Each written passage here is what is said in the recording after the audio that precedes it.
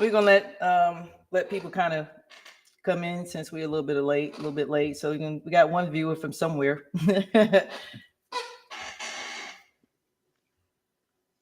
Can everybody hear each other? Okay, I can hear you good.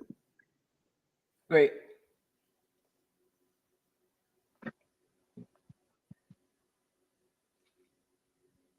great, great, great.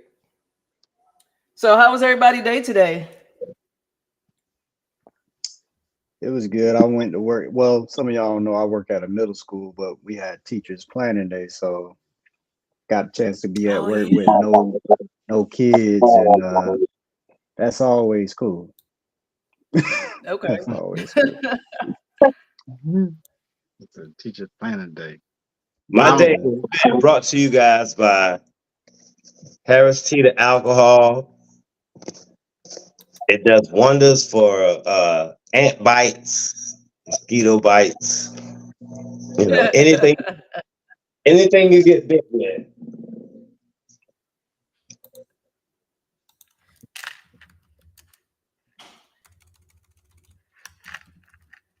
How was your day, Chris? It's good. Good. I just kind of chilled a little bit. Got some rest.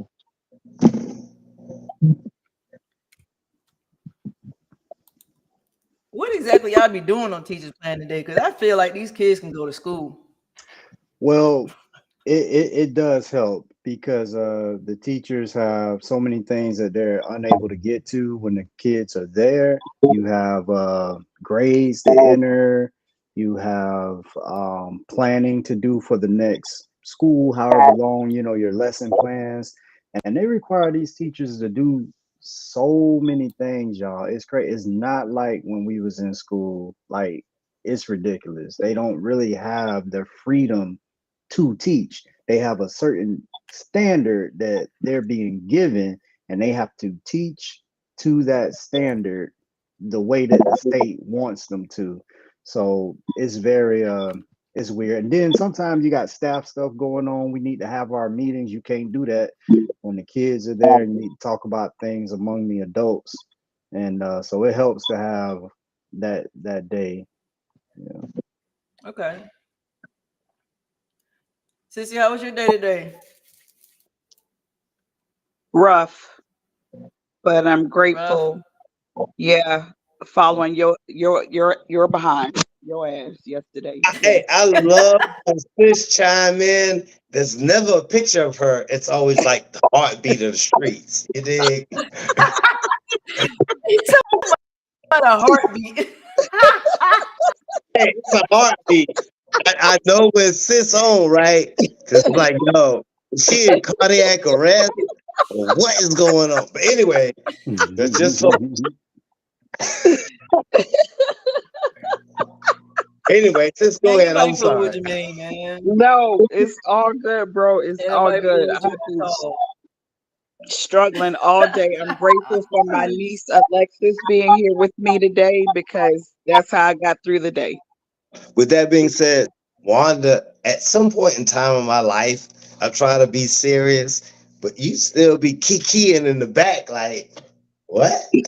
But anyway, that's not even here nor there. But it's good to hear from you, sis. I know. I Likewise. don't really need to.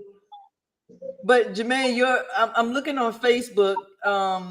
Can can that blue is giving a really dark hue for you, Jermaine and Elisha. You got it's. I can see you, but I can't see you. It's like a little dark. I'm What too I will dark. say is What can this, I do here? Let's see. I'm not here for the people. I'm here to be me, Let's see. Elisha did say aka at the Bruce. beginning he left his light. I'm sorry, go ahead, Jermaine. He left his light at the house. Oh, he did. Okay, I missed Yeah. that. I apologize. I'm gonna I figure missed something that. I out. I'm missed that. pretty innovative. Let's see what we got. Let me see what my little phone can do. I don't know. Try Everybody got something. a little phone Okay. on the chat. Nephew, stop it. Maybe I get Everybody, like a glow behind me. Does that help? what? You're fine, Elisha. Well, I think we should probably go ahead and get started. We got about three people from watching from somewhere. We got two on Facebook, one on YouTube, and we appreciate it. So we're gonna go ahead and get started. Yes, We we do. would like to thank everyone for tuning in, whether you catch the playback or not, whether you catch the playback or have a chance to watch it live, or you catch the playback. We thank you for tuning in and giving us this space and opportunity for We Call BS on some things. Tonight's subject is: does the saving power of religion compare to the saving power of Santa? We shorten it to the religion versus Santa tonight. So just a little disclaimer first. We want to acknowledge that this is a topic, a subject that is very sensitive. We will be displaying some material that is sensitive to the nature to children and probably to some adults. So we do advise caution when you do come in. If you do watch, we ask everyone to be cautious of. I'm sorry, to be cautious of the information, the videos, the words that are being said. We will definitely do our best to make sure that we talk in a manner that if you would like to play this back with your children, that you will be able to do so. Second disclaimer is that we will be talking about religion, and this topic is no way, shape, or form in regards to dehumanize or belittle or make anyone feel I can't think of the words what I'm trying to say, but we don't want anyone to feel like we're picking on their religion or picking on them.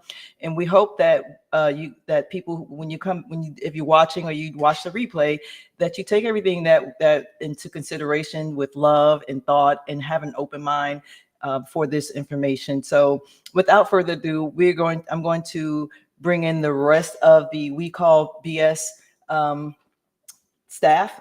Staff is not the right word, but y'all get the point. I'm a little nervous. I don't really like talking to people. So, but anywho, we have Jermaine and we have Chris. I'm trying to find Jermaine because he's somewhere over here.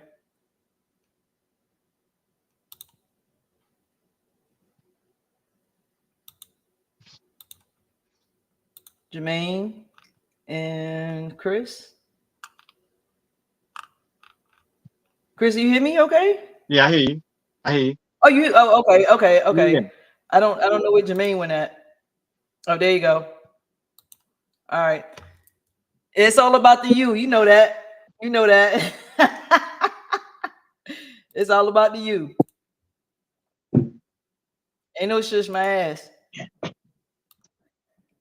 Okay, y'all. I'm trying to get everybody back into the stream, but for some reason I'm having some issues with getting it's really not me, it's really me, not the computer. It's so I'm just trying to get everybody back in.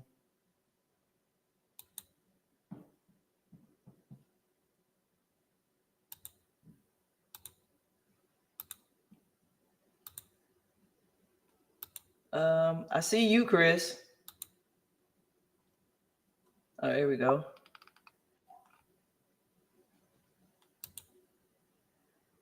Okay.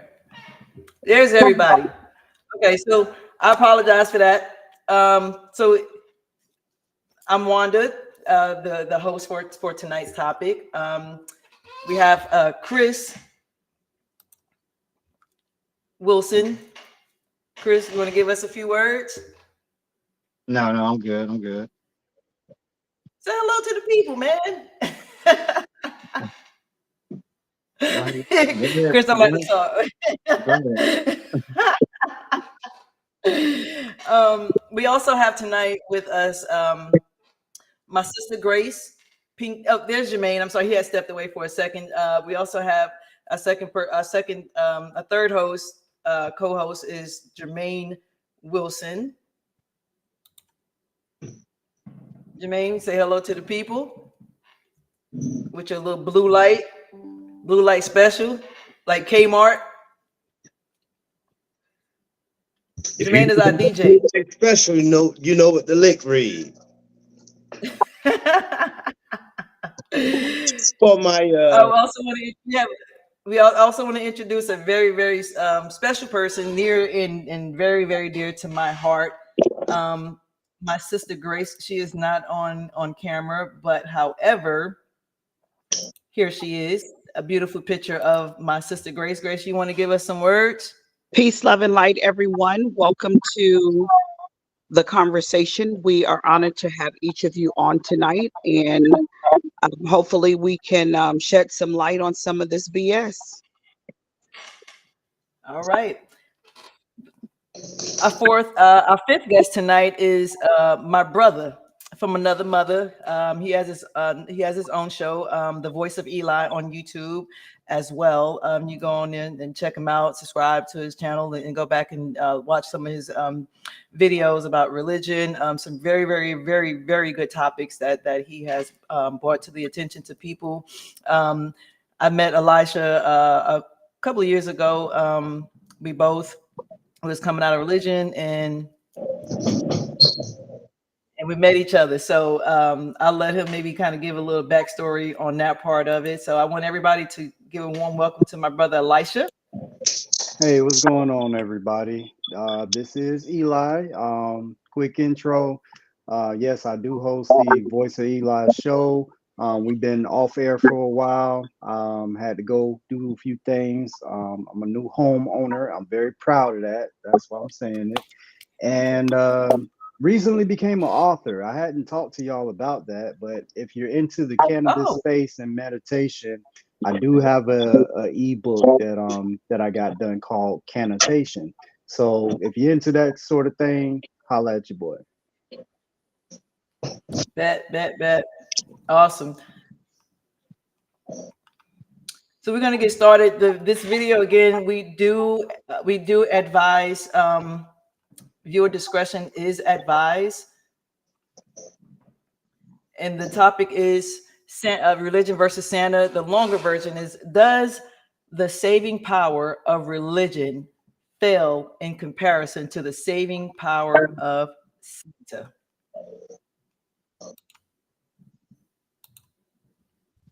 saving power of I smell bullshit, don't know what they call it other than bullshit. Blows my mind, blows my mind. I smell bullshit, don't know what they call it other than bullshit. Blows my mind, blows my mind. Yeah, bullshit, don't know what they call it.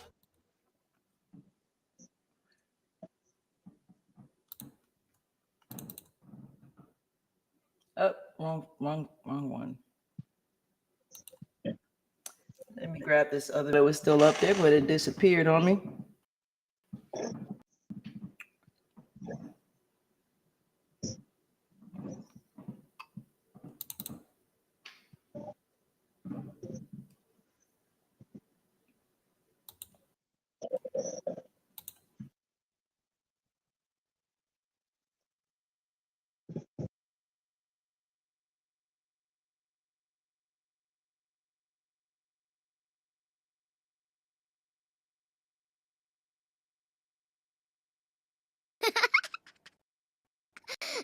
Help.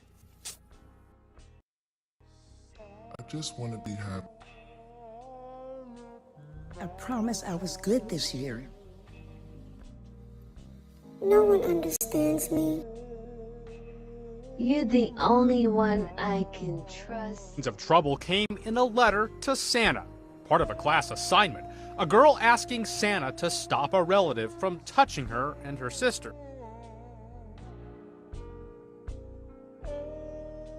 Operation Santa has been in operation for over 100 years, helping children and families.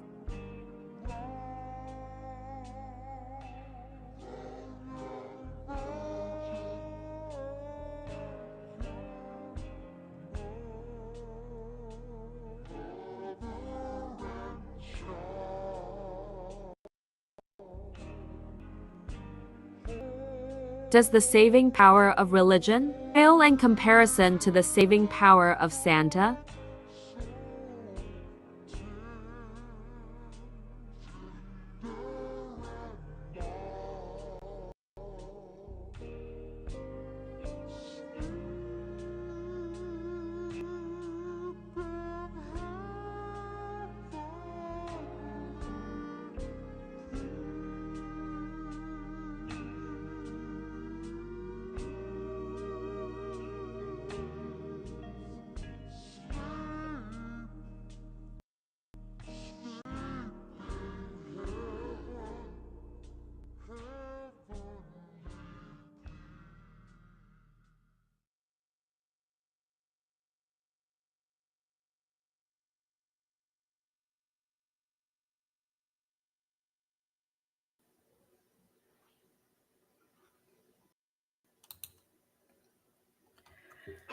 Wow.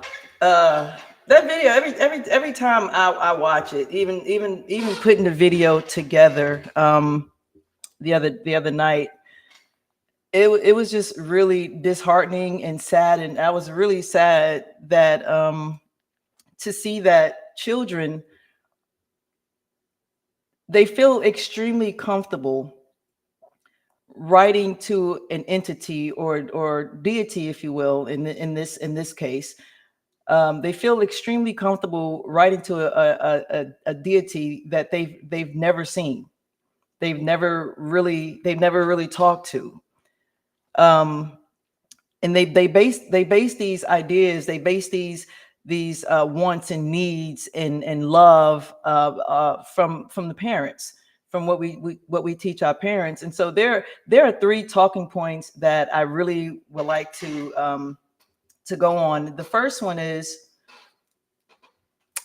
why as parents do we instill deception and dishonesty at a very early age to our children, and then expect them to be open and honest and communicate with us as well as other people when we as parents, and I'm using we collectively, I know a lot of parents probably in this day and age don't tell their children that Santa is a fake person, if you will. But for the most part, you have children that still believe that Santa is very, very real and grants them these wishes and bring them these toys and things of this nature. But as parents, we instill in them at a very early age of deception and lies, but we expect them to be honest. The second point I wanted to bring up is why do kids feel so comfortable in writing to a deity or entity that they've never met, but still ask these hardy questions and want this deity to fix these situations for them. And the third thing is how religion can affect and cloud the lives of family. So with that being said, I want to actually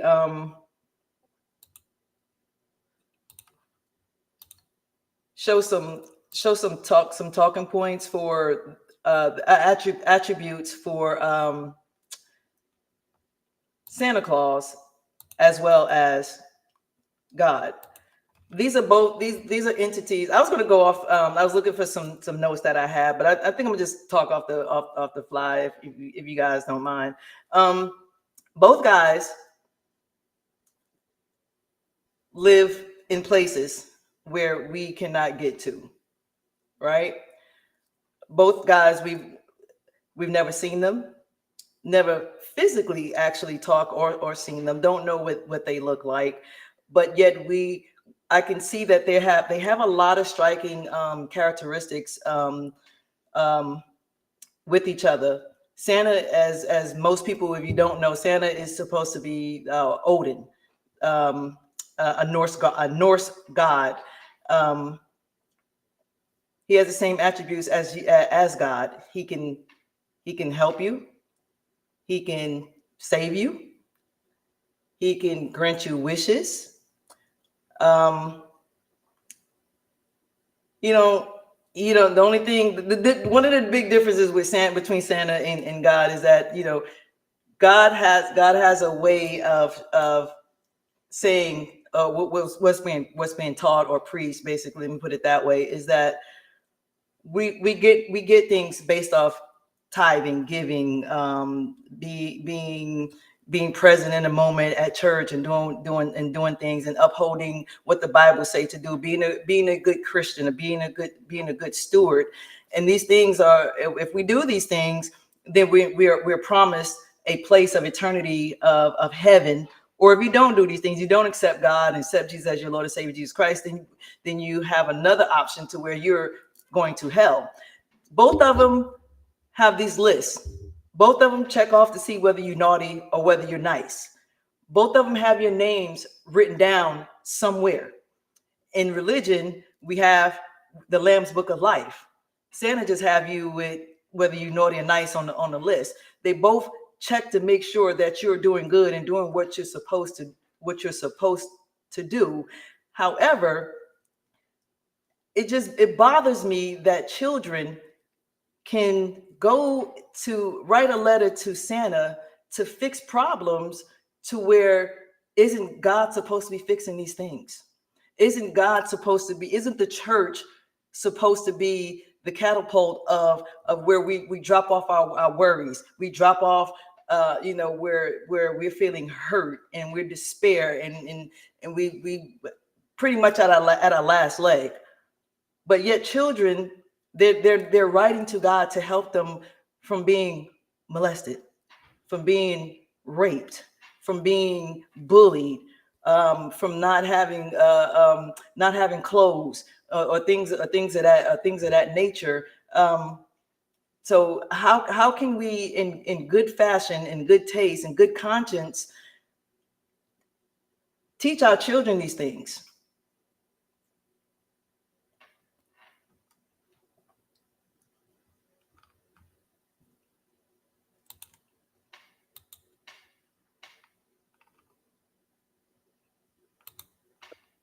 Uh-oh.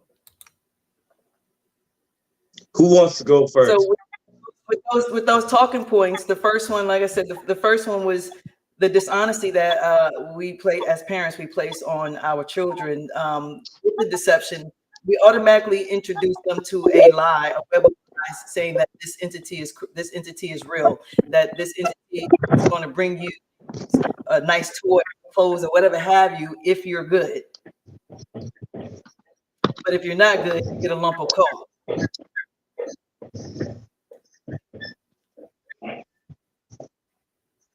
So as parents, are we doing a disservice by teaching them these things, as opposed to rely on, if you're going to be in religion or believe in that, as opposed to teaching them to talk to their pastor, or talk to their leadership, or talk to the minister, or whoever, someone who's physically can actually help, instead of them reaching out to this imaginary entity to help them that we know as parents ain't nobody coming to save them. What I will say is this: you answered your own question.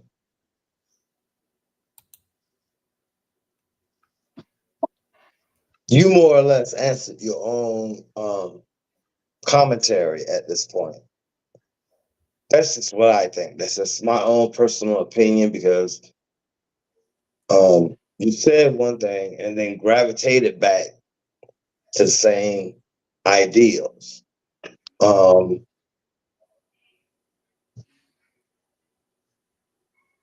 We were all young at point, or some of us were all young at point. We're still young mentally at some point, and it all gravitates back to the same thing. So, like, attempting or trying to put the responsibility on young adults, because we were all young adults at some point, right? Mm-hmm.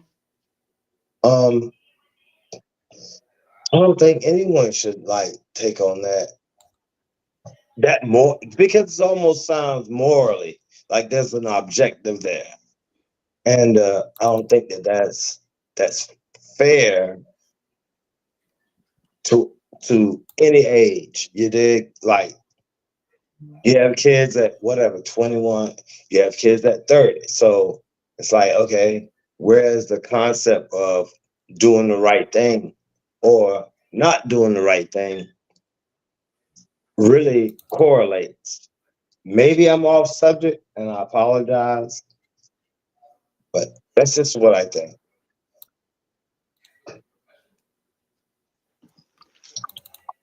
Let me make No, sure. I don't think you're off subject. No, I don't think you're off subject at all. Someone else just chimed in outside of you, Wanda. Who was that?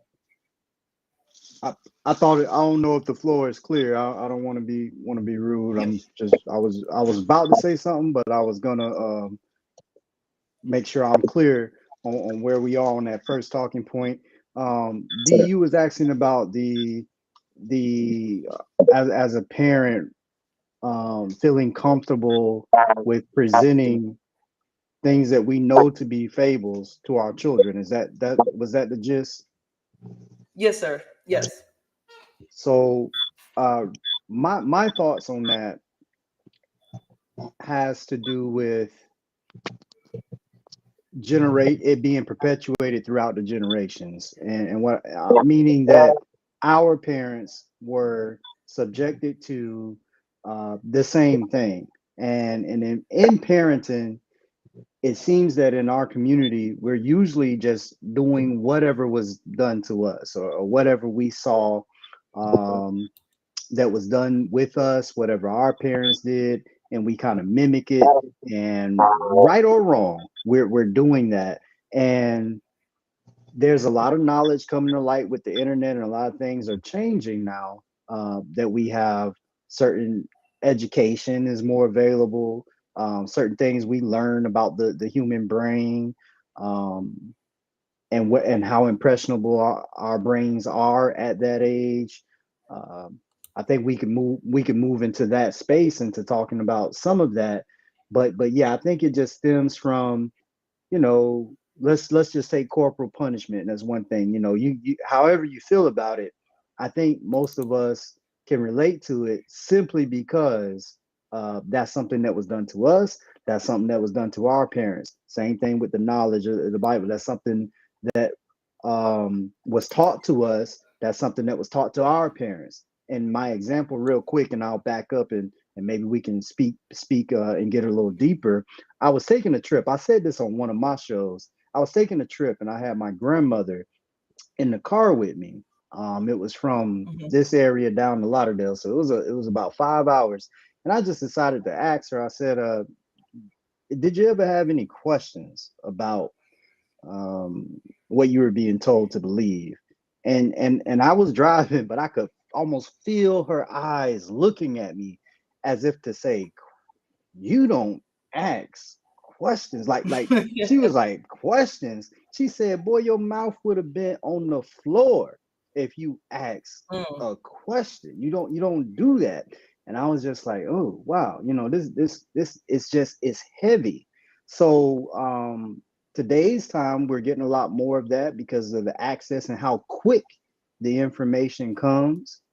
Back in our day, we had to go to the library. If you wanted some information, you want to do some research, you got to go somewhere, physically go somewhere to do it. And then it take you an hour, and you might get a sentence worth of something you could remember. Today is different. So I'll put that out there, and maybe we can build on it. Okay. I wanted to see if Grace and what Grace and Chris thought as well.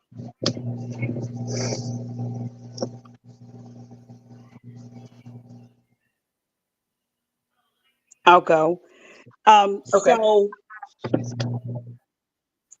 this, as Eli was just saying, this brings up a wealth of emotions, if you will, as well, because growing up, our parents were taught the same thing was about Santa Claus. And then I remember my parents perpetuating that myth as well, that, Santa Claus was a real, fictional character who lived in the North Pole, and who would be watching what we said and did all year long, to see if we would be eligible to receive a reward at the end of the year for Christmas. And I remember one Friday night being in church, and our pastor, he was a character, and he said, he rebuked everybody, my parents and all the parents, the children, everyone, for believing that Santa Claus was real. And that's how I found out that Santa wasn't real. And I remember sitting there that Friday night in service, and just like he just hit us with it and just kept right on going. And I remember sitting there thinking, everybody's been lying to me my whole life about Santa Claus, right? I'm like, and in my mind, I'm thinking, what else isn't true? I mean, the whole service, that's all I could think about. The rest of the service was, oh my gosh, Santa Claus is not real. Well, then who comes to the house? And of course, we didn't have a chimney because we lived in an apartment complex in New York City, right? In Harlem. There were no Bronx. chimneys. How was Santa coming to the hood? We didn't have You weren't bringing chimneys. his fat ass down the chimney because we ain't have one. We didn't have one. And then when you couple that with at that time, I was being molested, right? And for 2 or 3 years at this point, that I now find out that Santa Claus is not real, and I'm being molested because to Wanda's point, I'm praying to a white God and a white Santa Claus, hoping that either one of them would come save me. Now that's deep. But I never got that salvation from either of them. So you think about as a kid, you know, at 5 years old, dealing with something of that magnitude and praying and hoping that, you know, if I did everything that they want me to do at church, they want me to do at home, what my molester wants me to do, you know, I had a bunch of people to please. Right? So I'm thinking, okay, if I follow what everybody wants me to do, then surely my prayers will be answered, or my request, internal request to Santa, will be answered. Never happened. Wow. So we have to think about, as I said all of that to say this, as parents, we have a responsibility to teach our children principles and values and morals. And then we, at the same time, confuse the situation by telling children, don't talk to strangers. But you got me writing a letter to old Saint Nick, who's supposed to deliver all of these desires that I have, or praying to God and asking God to do all of these things for me. And then those things never happen. You have to think about what kind of standard and precedence that we set as parents with our children in the home. It's conflicting. It's confusing. Don't talk to strangers, but write Santa. Don't talk to strangers, but don't forget God, honor God, you know. And so it constantly creates this farce in our minds as children. And then when children grow up with having challenges in all of these areas, we don't provide them any counsel. We don't provide them any, you know, kind of therapy, nothing. It's pray, Jesus will work it out. While you trying to figure it out, he's already worked it out. So not wanting to cut you off. So how did that, so if they had, because I know by the time I came along, I knew there was no Santa Claus. I knew that there was no such thing as a Santa Claus by the time I got 5 or 6 years old. I knew that already. But my question to you is, Grace, if you had been taught that there was no Santa Claus or anything like that, and instead of praying to God, I know the God factor still would have been there, but however, if writing a letter or getting that information out some way, do you think that would have been an option, something that you would have done had not you was told that there was a Santa Claus, just like a lot of children are being told that there is a Santa Claus, so therefore they're by default they're writing to this person who they feel can help them. So do you feel that if you had been given that opportunity, would you have been able to tell what was going on? I don't know. I mean, this is not a hindsight is 2020 type of question, you know. You don't know what you would do with the information that you have at a particular time. So you can't project, even now in the future, with what I know today, I can't project what I will or will not do, you know, even in the future, only in this present moment. I will say hypothetically, though, that let's say that Santa did not exist and I was never told that Santa existed, that it was just the God factor, then of course I would have leaned, I probably would have leaned more into that, the God factor. So instead of me thinking I had 2 people that could save me and neither of them saved me, then, you know, that left me with one ideology, and that was the God factor. Where was Jesus?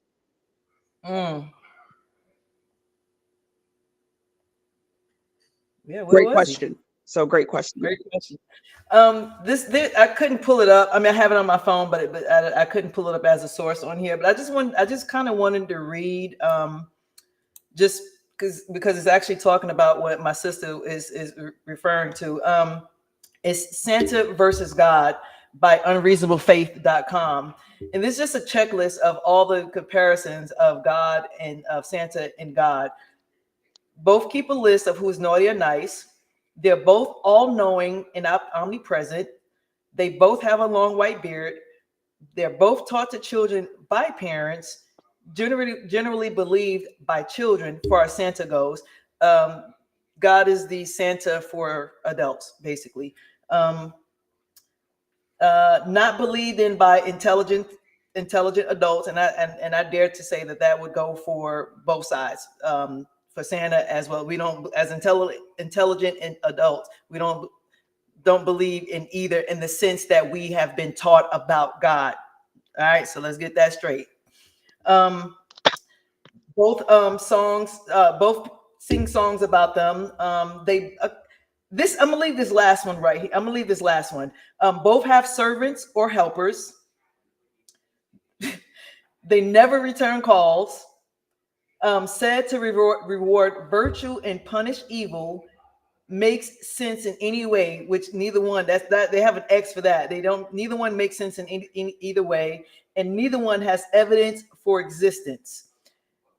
Is there really a difference? I left off the last one because I thought this was extremely important. Demands sacrifices, tithes, or cookies.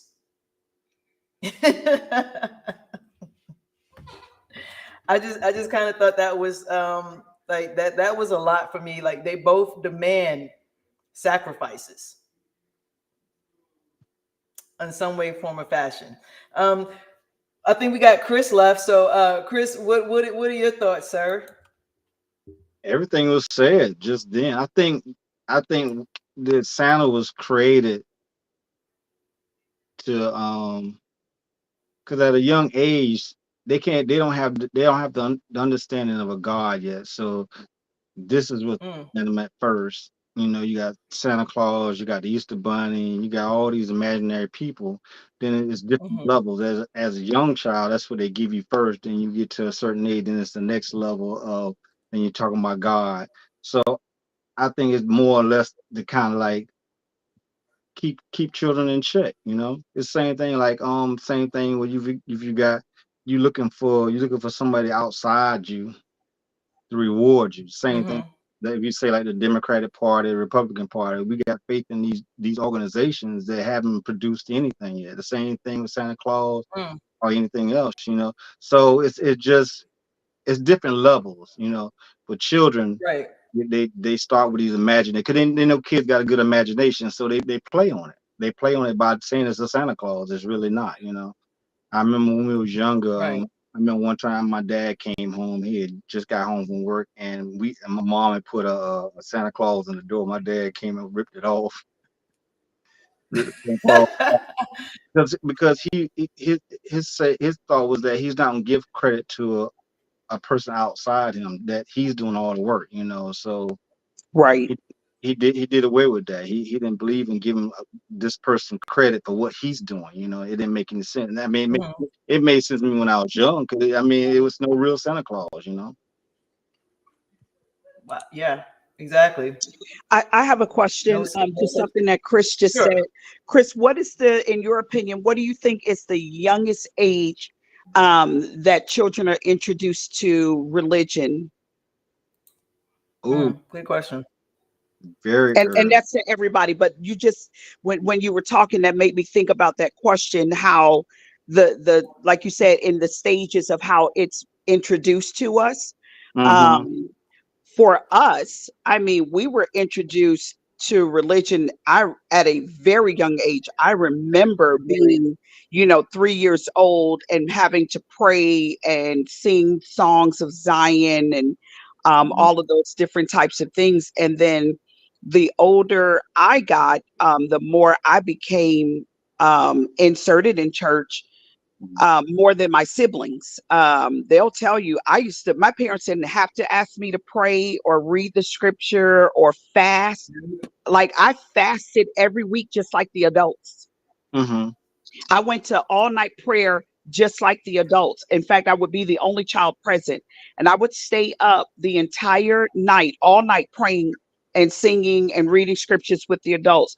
I've done weekend shut-ins, only child present, stayed up the whole entire weekend praying. I used to take it literally because that's where we were taught about going in your secret closet and praying. And I would take all of our shoes out of the closet in our bedroom, and I would get cover and pillows and a lamp and pencil and paper and my Bible. And I would spend the weekend in my bedroom closet praying and seeking God at 5 and 6 years old. That's about the age. I'm gonna give you what happened to me with Destiny, Tiberius, and Egypt when they were real young, and I knew it. I had to show him something different because I feel like it was starting to damage, especially Tiberius, him being the middle child. I asked him a question in church one day. I'm not sure who I asked first. I said, you had asked Destiny first. I said, are there black? No, did I ask Destiny or Tiberius first? I asked Destiny first. You had asked oh, no, you're right. You had asked Ty first. You asked Ty first. I said, are there black people in heaven? I was just asking the question, just throwing it out there. He said, no, it's just white people in heaven. I said, oh no. I said, right there, at that age, right there, the damage was starting to be done. Right then, I had to do something different, you know. But Destiny, she said, there's all people in heaven. I knew she was more aware of what's going on. But for Tiberius, not saying he was slow anything, it was just like you saying, if you don't sit down and talk to your children and ask them where they at, you know what I'm saying, it can damage them. And when they get into teenage years, and especially when they get into adult, it's hard to correct it then, you know. And the thing is with it is, like, for example, like the story from the Bible when it said when Moses took the Jews out of Egypt. At that time, they had all these different deities they were believing in, but when they left their religion in Egypt. And the same thing with blacks in America, you know. Like we was already here, we took on a religion that wasn't even ours, you know. And the damage have done is that, you know, that we believe in a white God. And that comes from pictures. Everything starts from a picture from child. You know, if you want to teach a child how what a chair looks like, teach them the word chair, you show them a picture first. The same thing with pictures in religion. They showed our ancestors pictures, and that's how it just went down the line. We believe in this. You know, same thing with Santa Claus. What Elijah was saying. They start with pictures. You know, it's customs. You know, it just passed down from generation to generation. It's damage. It's damage. It's hard to undo it once you get to. It's not hard to undo it, but you can see where it damaged a whole community. It just destroys it. You know. I want to share something right quick. Don't lag at all. So can you guys see this? Can you guys see my screen? Not yet. Not yet. See Chris. I see Chris. Yeah. While you're queuing, no, we only see. I probably need to put myself on camera. That's why. All right, there we go. My bad. All right, so all right, so you guys can see that pretty good. So I wanted to read something right here. I'm trying to see if I can get it bigger. Members of a Florida church are upset that they were sent. There's a video for it as well. Sent collection notice for not tithing at least $50 a month to, according to ABC News Action. I hate reading to people. So, but if anybody want to read it, I totally don't like reading to people. I feel like it's a bedtime story. But basically, Candace Peterson. She had joined this church, Great Moriah Primitive Baptist Church, just the name. Anywho, we're not going to go into that. But she basically was told that she had to pay $50 a month And then also her an 11-year-old daughter had to tithe an additional $5 a month. Now, the reason why I'm bringing this up is because let me hold on a second.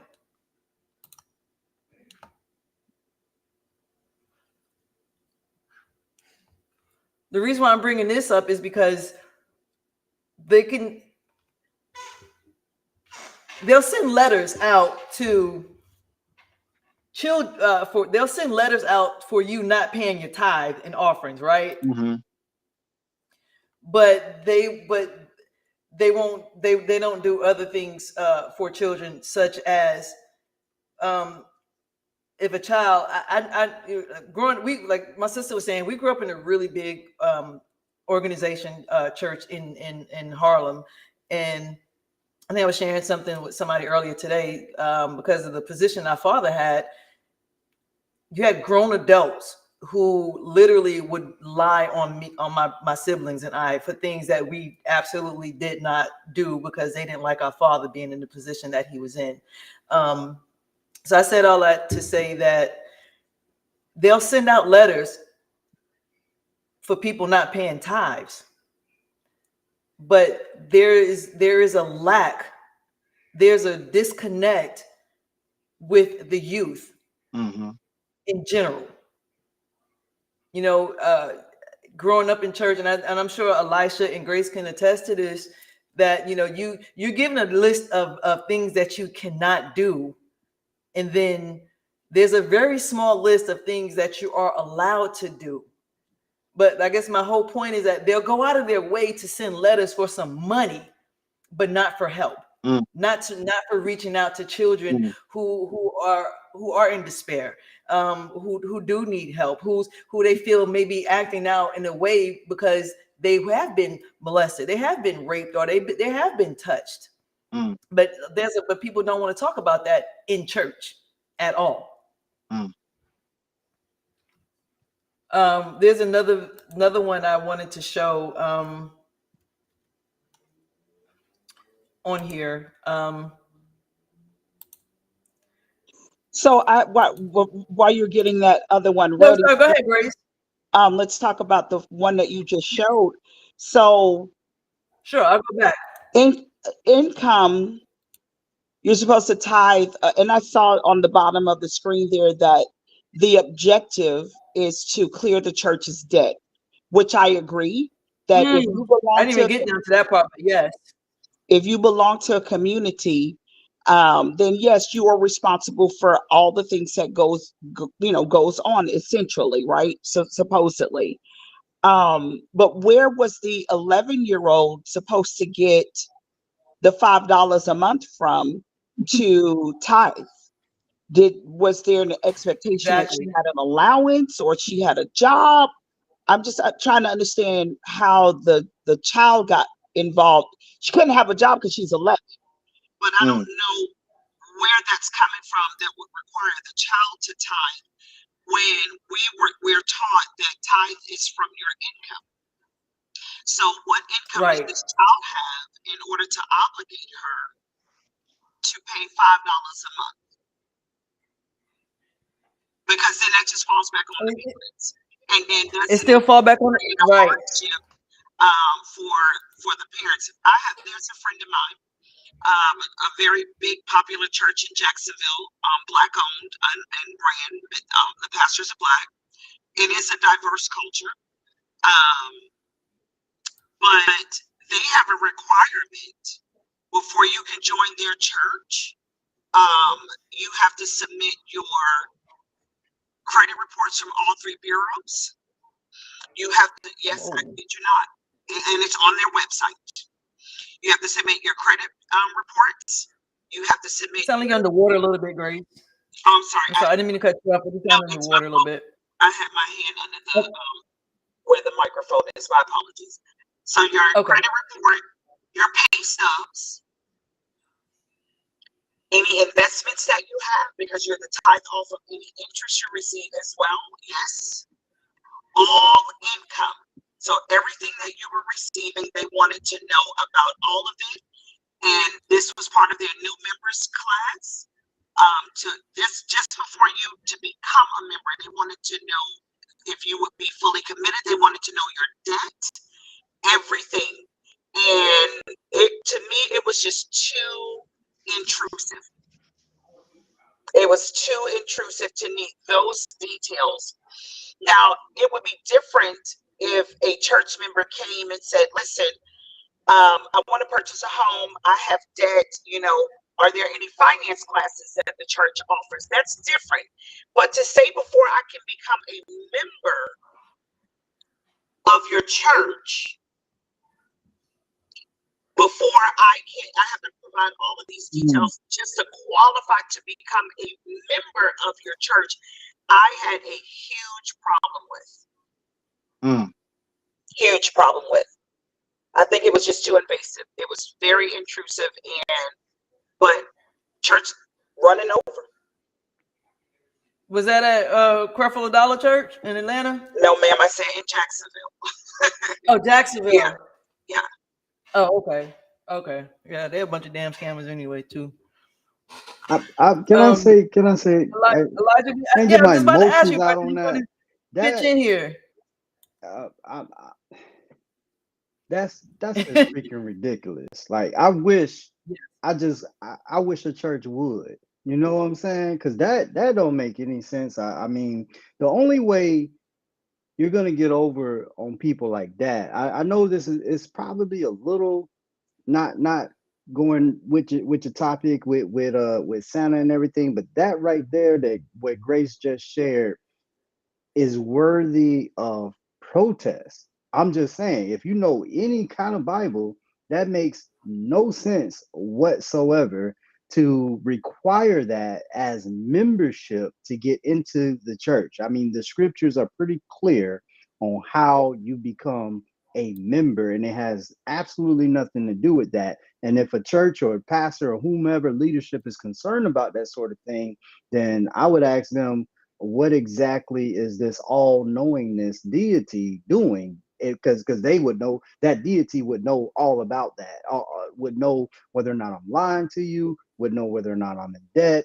And that is the supposed to be who is over who gets in and who gets out. It's supposed to come back to a non-human authority as to me, person meeting those requirements. So I just wanted to say that because I'm just shocked. Now, I have heard about a church downtown Jacksonville where once you become a member, okay, you have to state what you do and what you make for a living, and then they go about their way of policing whether or not you're actually doing that. So if you make $100,000 a year and you're not giving at least $10,000 a year to the church, you're in the wrong, and yes, you will receive a letter.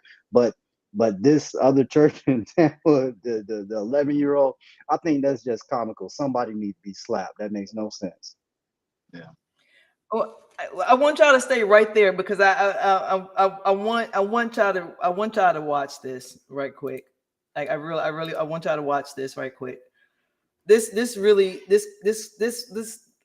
it pissed me the hell off. I'm not even gonna lie. It pissed me. I'm hoping to play. There we go. Josephine King is no longer considered as African Baptist Church of Bainbridge, Georgia. Gerald Simmons addressed to his aunt, 92-year-old Josephine King. It's terrible. The letter, signed by senior pastor Derek Mike, has shown non-support towards the church in the areas of, quote, constant and consistent financial and physical participation. She was stunned. She was disappointed. She was shocked. Simmons says his aunt was considered sick and shut in for several months, which explained her lack of attendance. He also says his aunt has gone above and beyond in the past to financially support the church. You shouldn't chase the individuals down. You shouldn't do that. You know, if that's a...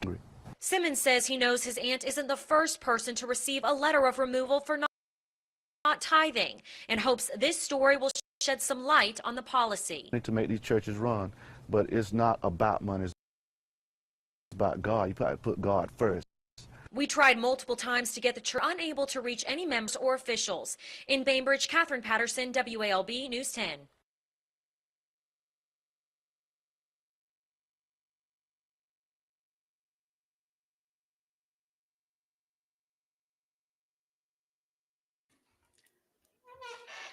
Wow.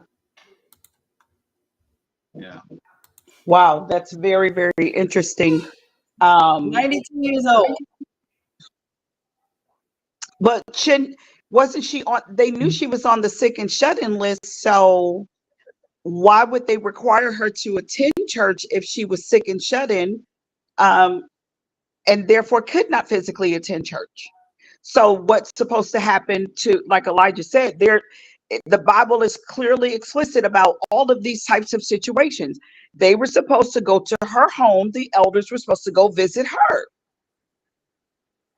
take her communion, pray the prayer of faith for her healing, anoint her with oil. Like that, that's exactly what was supposed to happen. Why didn't they go visit her?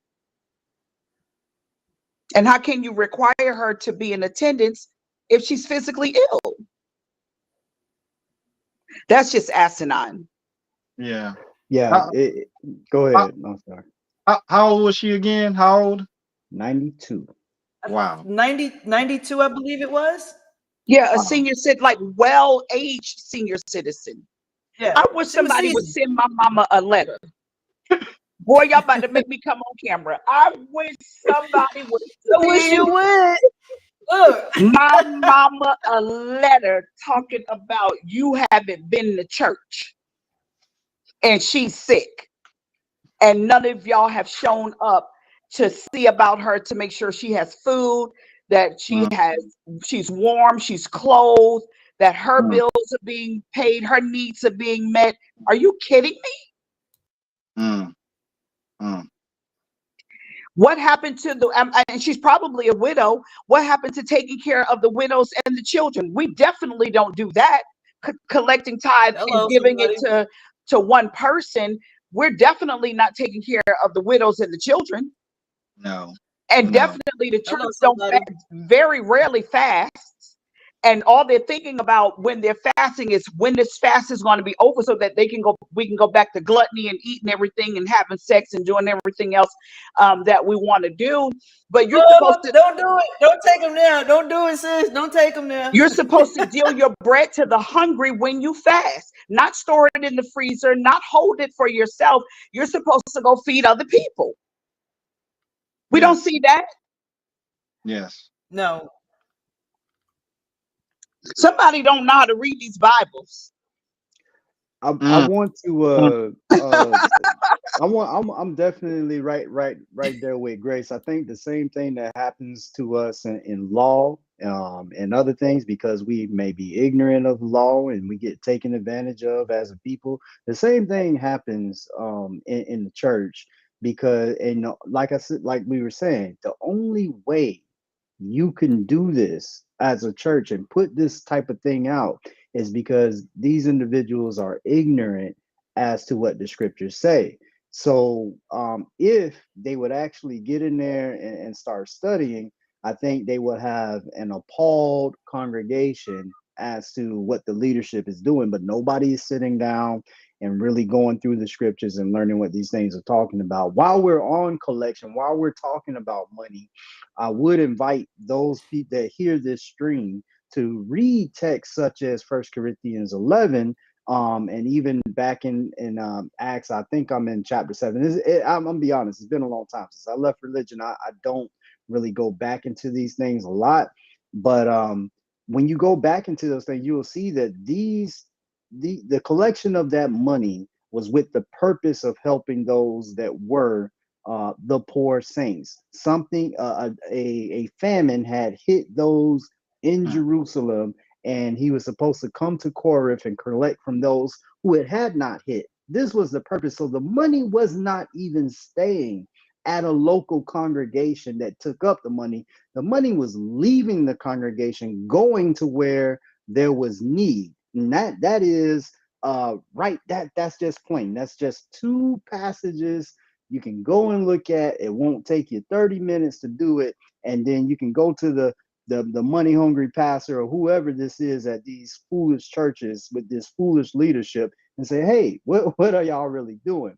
And I mean, I'm not in religion, but see, this is the type of thing, just like Grace said, it gets my blood boiling. If somebody hit me up even today and saying, hey, and I still get it. I got a text the other day about something biblical, about somebody that's still in the church asking me some questions.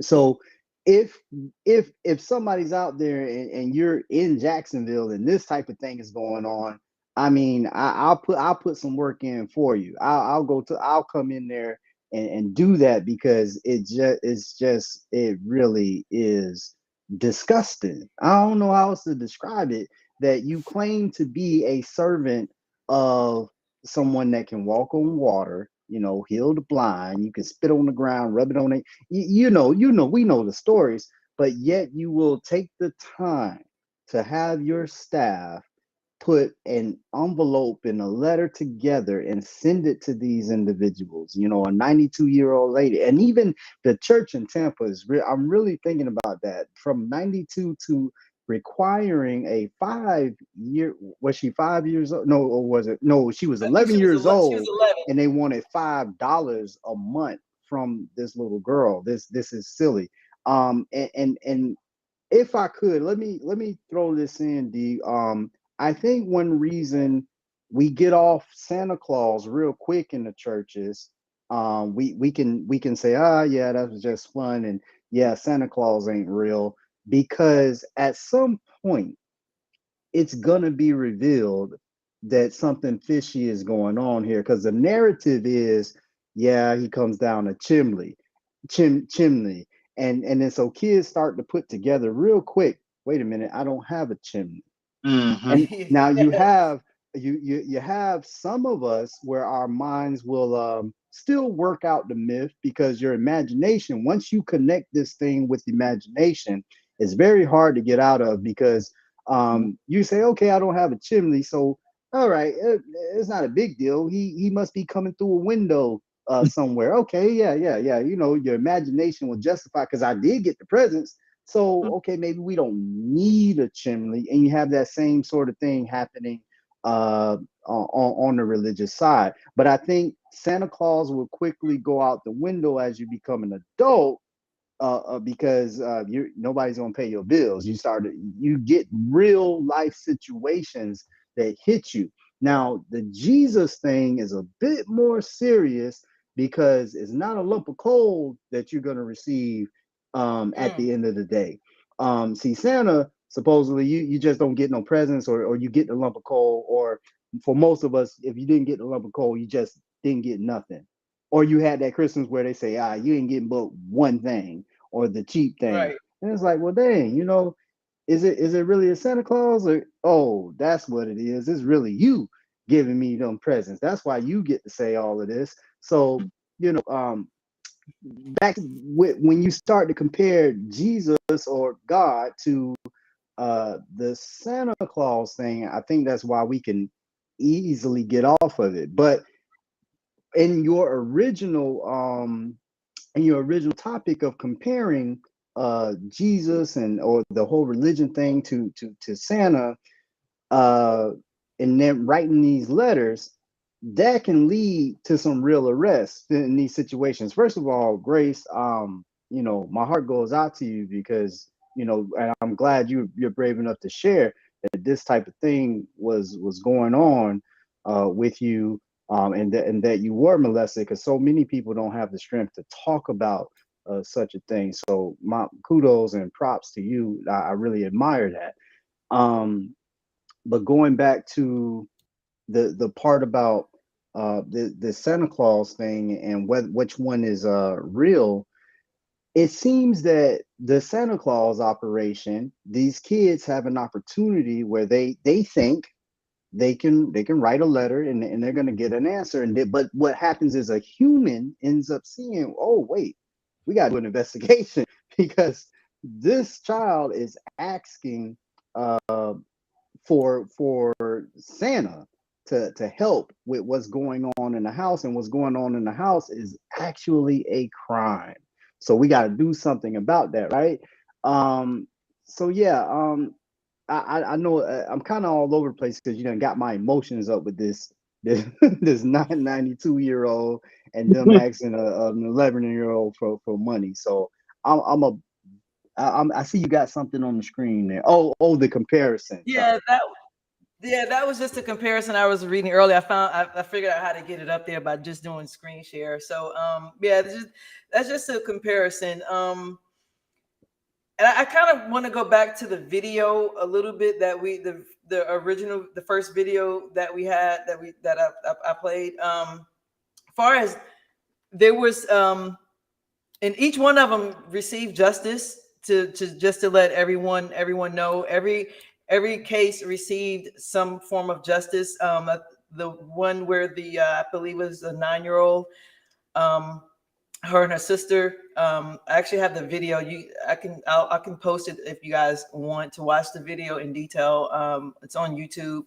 Where the guy was sentenced. I believe he was sentenced to life for what he did to the 11-year-old and the 9-year-old.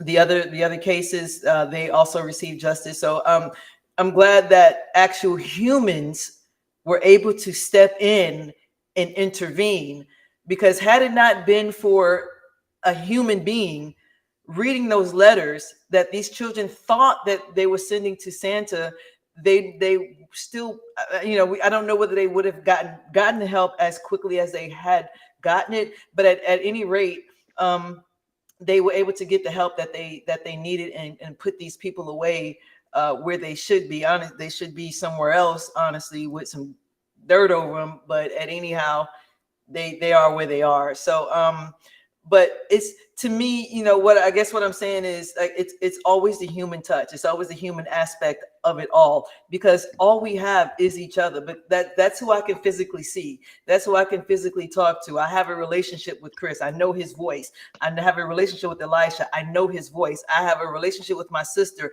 and Jermaine. I know their voices. I know what they're capable of doing, or even not doing, or how they can help me, or vice versa. So if we don't have that human touch, that human element, who are the saviors?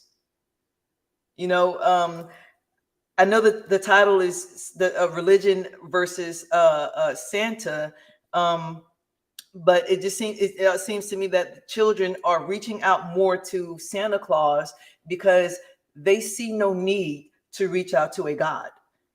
And I'm wondering if it's because the parents aren't teaching them about God.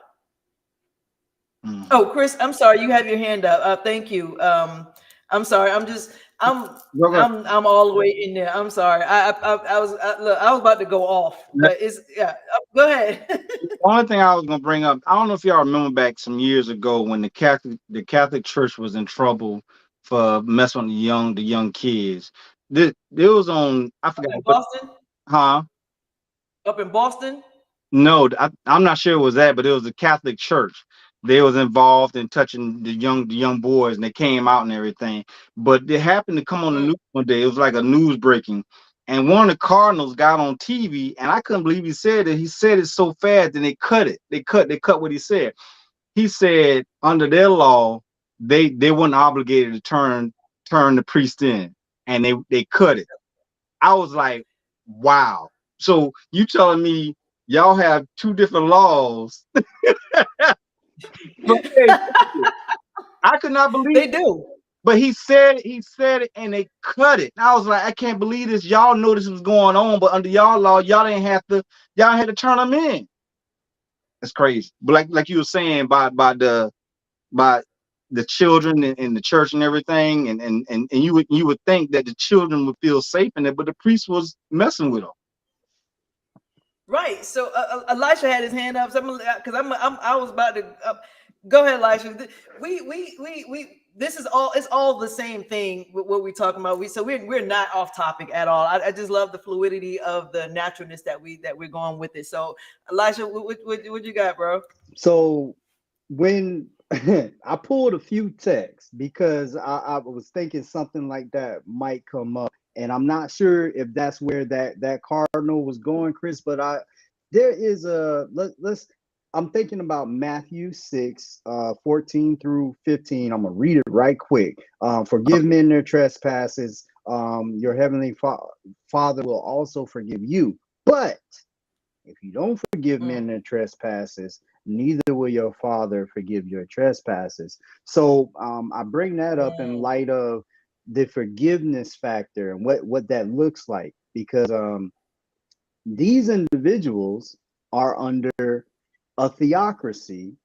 So God is the king. He's the rule, and he has the last say. So when you look at it from the Catholic Church's perspective, and you have texts like this, while the law may say one thing, are they not scripturally required to at least then forgive? Now, there you can come two ways with this, because you can say, well, yeah, I forgive you, but you still gonna have this consequence coming your way now. But then there's another perhaps an interpretation in one religion that say, well, if I forgive you, I still once I forgive you, I have to treat you as if that thing never happened, because some would argue that would be the true forgiveness under the scriptural law. And you can go both ways with that, and you can argue that under interpretation in the scripture. For instance, Judas had an issue with money, yet that's who Jesus had holding the bag, according to John 13:29. Judas was the one when that lady broke open that expensive bottle of perfume he was like, hey, wait a minute, you know that we could have sold that for this and that, because Judas was the treasurer. Okay, so we could argue, if Judas was going to be the one that betray him, then maybe he shouldn't have had the money. But wait a minute, Jesus knew that better than anybody, so he gave him the money back. So you see, you know, maybe we could open up a can of worms there, because in the church today, if we talk about forgiveness, and I've truly forgiven you, then you know, hey, hey, what are we working with here? You see, y'all see where I'm going with that? I hope I'm making sense. Because he already knew that Judas. He already knew that Judas was going to be the one, but he still didn't trust him. He'd already forgave him. Wow. Well, that was dumb. And you got to be like Jesus, though. You gotta walk in the footsteps of Christ. And I say that I can actually speak from some experience. I'm not gonna give the person's name because I mean, I still touch with these people. But we had a situation where an individual was a upstanding, looked to be upstanding in the congregation and all of that, blah blah blah. But they took something out the plate. And they were seen taking it out the plate. They don't know they were seen, so we had to we found a way to move them off the collection committee, if you will. But we know what you was doing. You see what I'm saying? Get your thieving ass up out of here. hey, and I'm the preacher, so I needed to get paid. I don't need you to be talking about you can't pay me because somebody done stole the money. I ain't trying to hit. I got this up on the screen. Right here. It's a Colorado pastor who wrote a letter to his congregants apologizing for his sexual immoralities. Instead of manning up, in the first place, instead of manning up and being a man of God that he's supposed to be and not do these sexual immoralities, he chose to write a letter. It seems like writing a letter is the way to go. I mean, would y'all say so? It seems like writing a letter is like the way to go, because seems like you get more work. You get more information. You get more things when you writing some damn body. But he chose to write a letter instead of being a man and saying, "Hey, I'm human. I've been out here fucking some, who hopefully it wasn't no little children. The article didn't state that or anything like. So I don't know if it was a child. I'm hoping that it's not a child. But however, instead of him manning up and say, "Hey, look, I'm out here doing what I do," so be it. He opted to write a letter, like he was writing, like children write to Santa Claus, and say, "I've done this atrocity." For children, I get it. I understand. That's what they're taught to do, is to write a letter to Santa. That's their way that they have to communicate to get to Santa. But as an adult, if we're going to go along with the Bible, even Paul says, as a child, when I was a child, I did childish things. And when I became a man, I put away those things. Well, I got older, I put away those things. And I'm paraphrasing. So, but y'all people who go to church, y'all know what I'm saying. So when he became an adult, he put away those childish things and acted with morality, and acted as a grown man. A prudent mindset would think as a man and say, "Hey, I have these morals, I have these things that I know I need to take care of, do my due diligence, blah, blah, blah, blah, blah." Yeah. This pastor, however, felt the need to write a letter like he was taking this shit to the North damn Pole. The letter may be a culture thing. There are some texts that came to mind when you were saying that about a letter, like I was never good at quoting where it is, but it's in there. So Paul, collection. So back in 1 Corinthians, it is in 1 Corinthians 11, where he talks about when he's about to receive the money, he says he's going to do this based on a letter. Whomever you say by the letters that you have sent. I would just have to look at it, but he says I'll do this based on a letter. So in that culture, especially when you're in leadership and you got to make some type of formal apology, they teach you, they want you to go ahead, write it up. They review it before he got out there.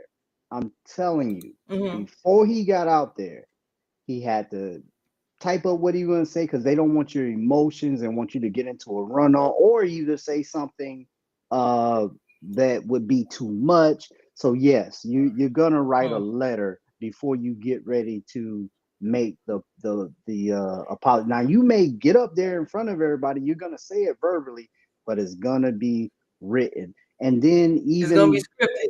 Right. Well, yeah, you can because you're following a script. Yeah. You want you to say you gotta write this thing up. And that may be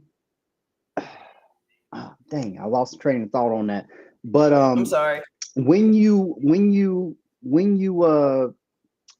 go into the church setting, you're going to when it comes to disfellowshipping or and that's another thing, you want to be giving a letter, or if you're gonna have to answer for something later, you need to be able to say we gave you a letter or sent something. You gotta have that documentation or it didn't happen.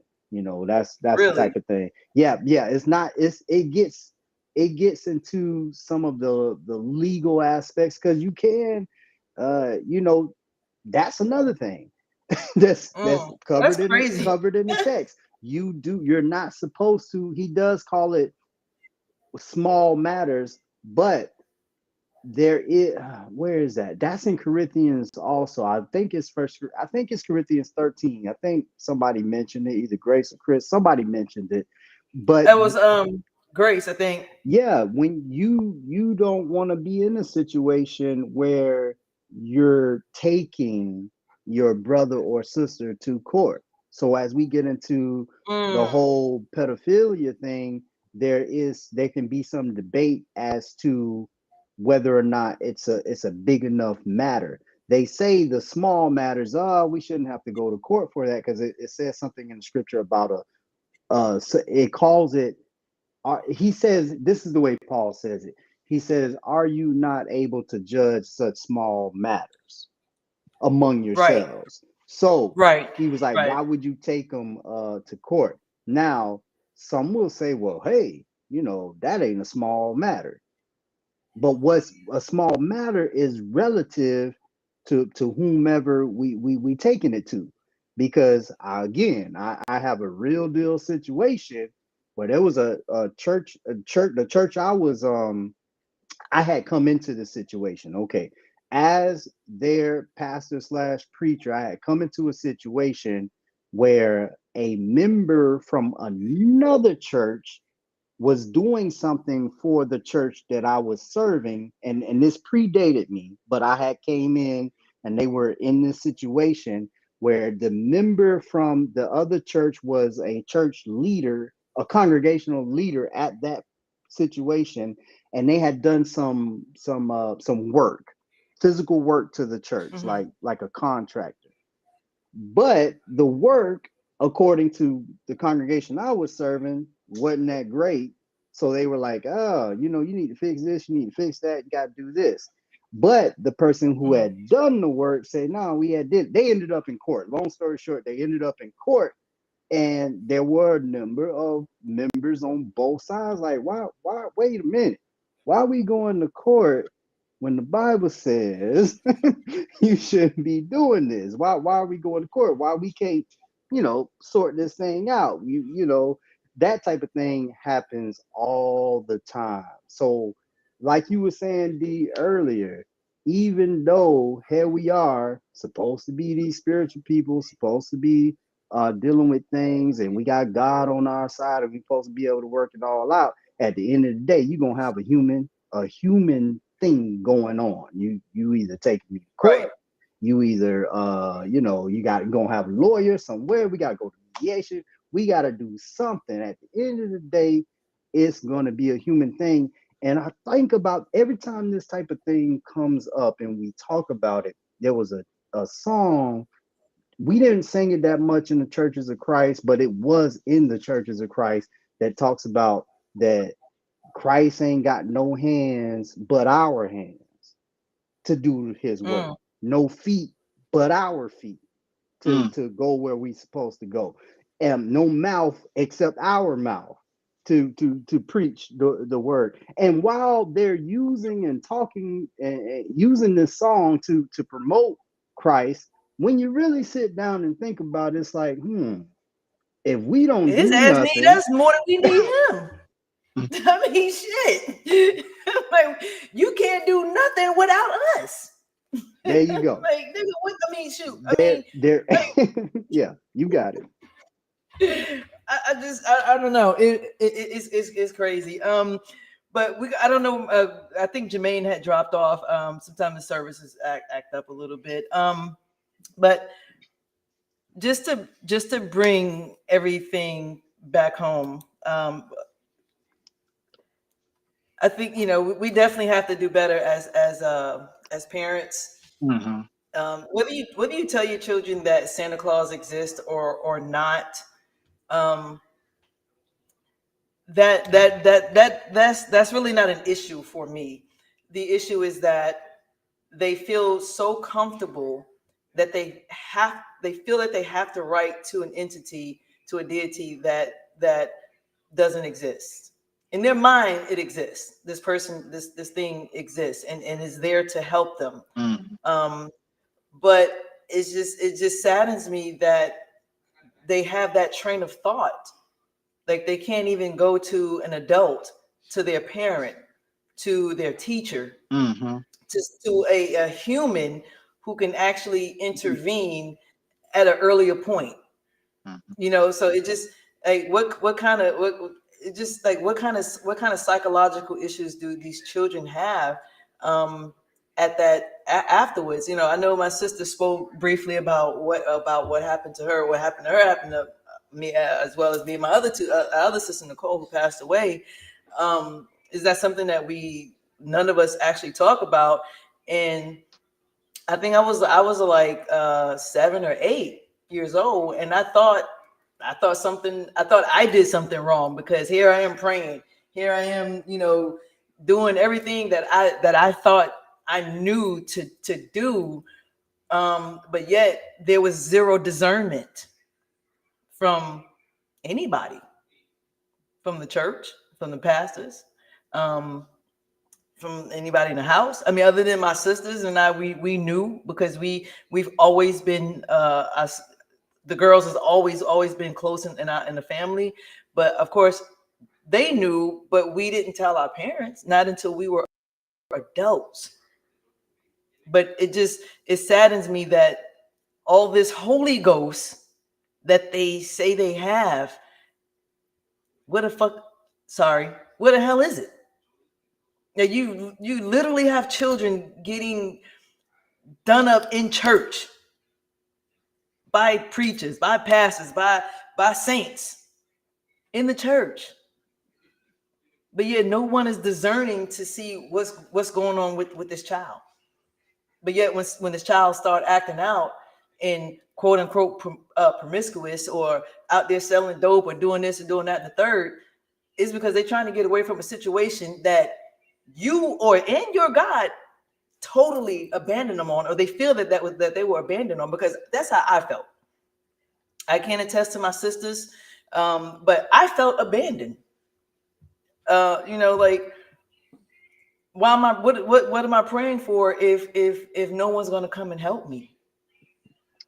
Who do I tell? Who do I talk to? Because again, I'm 8. I'm scared. I don't know what to do. Could it be? But like I said, if you're going to teach your children about Santa, that's cool. But also, we have to also remember to teach our children that, look, it's okay to talk. It's okay to tell. We put too much emphasis on in our Black communities on snitching.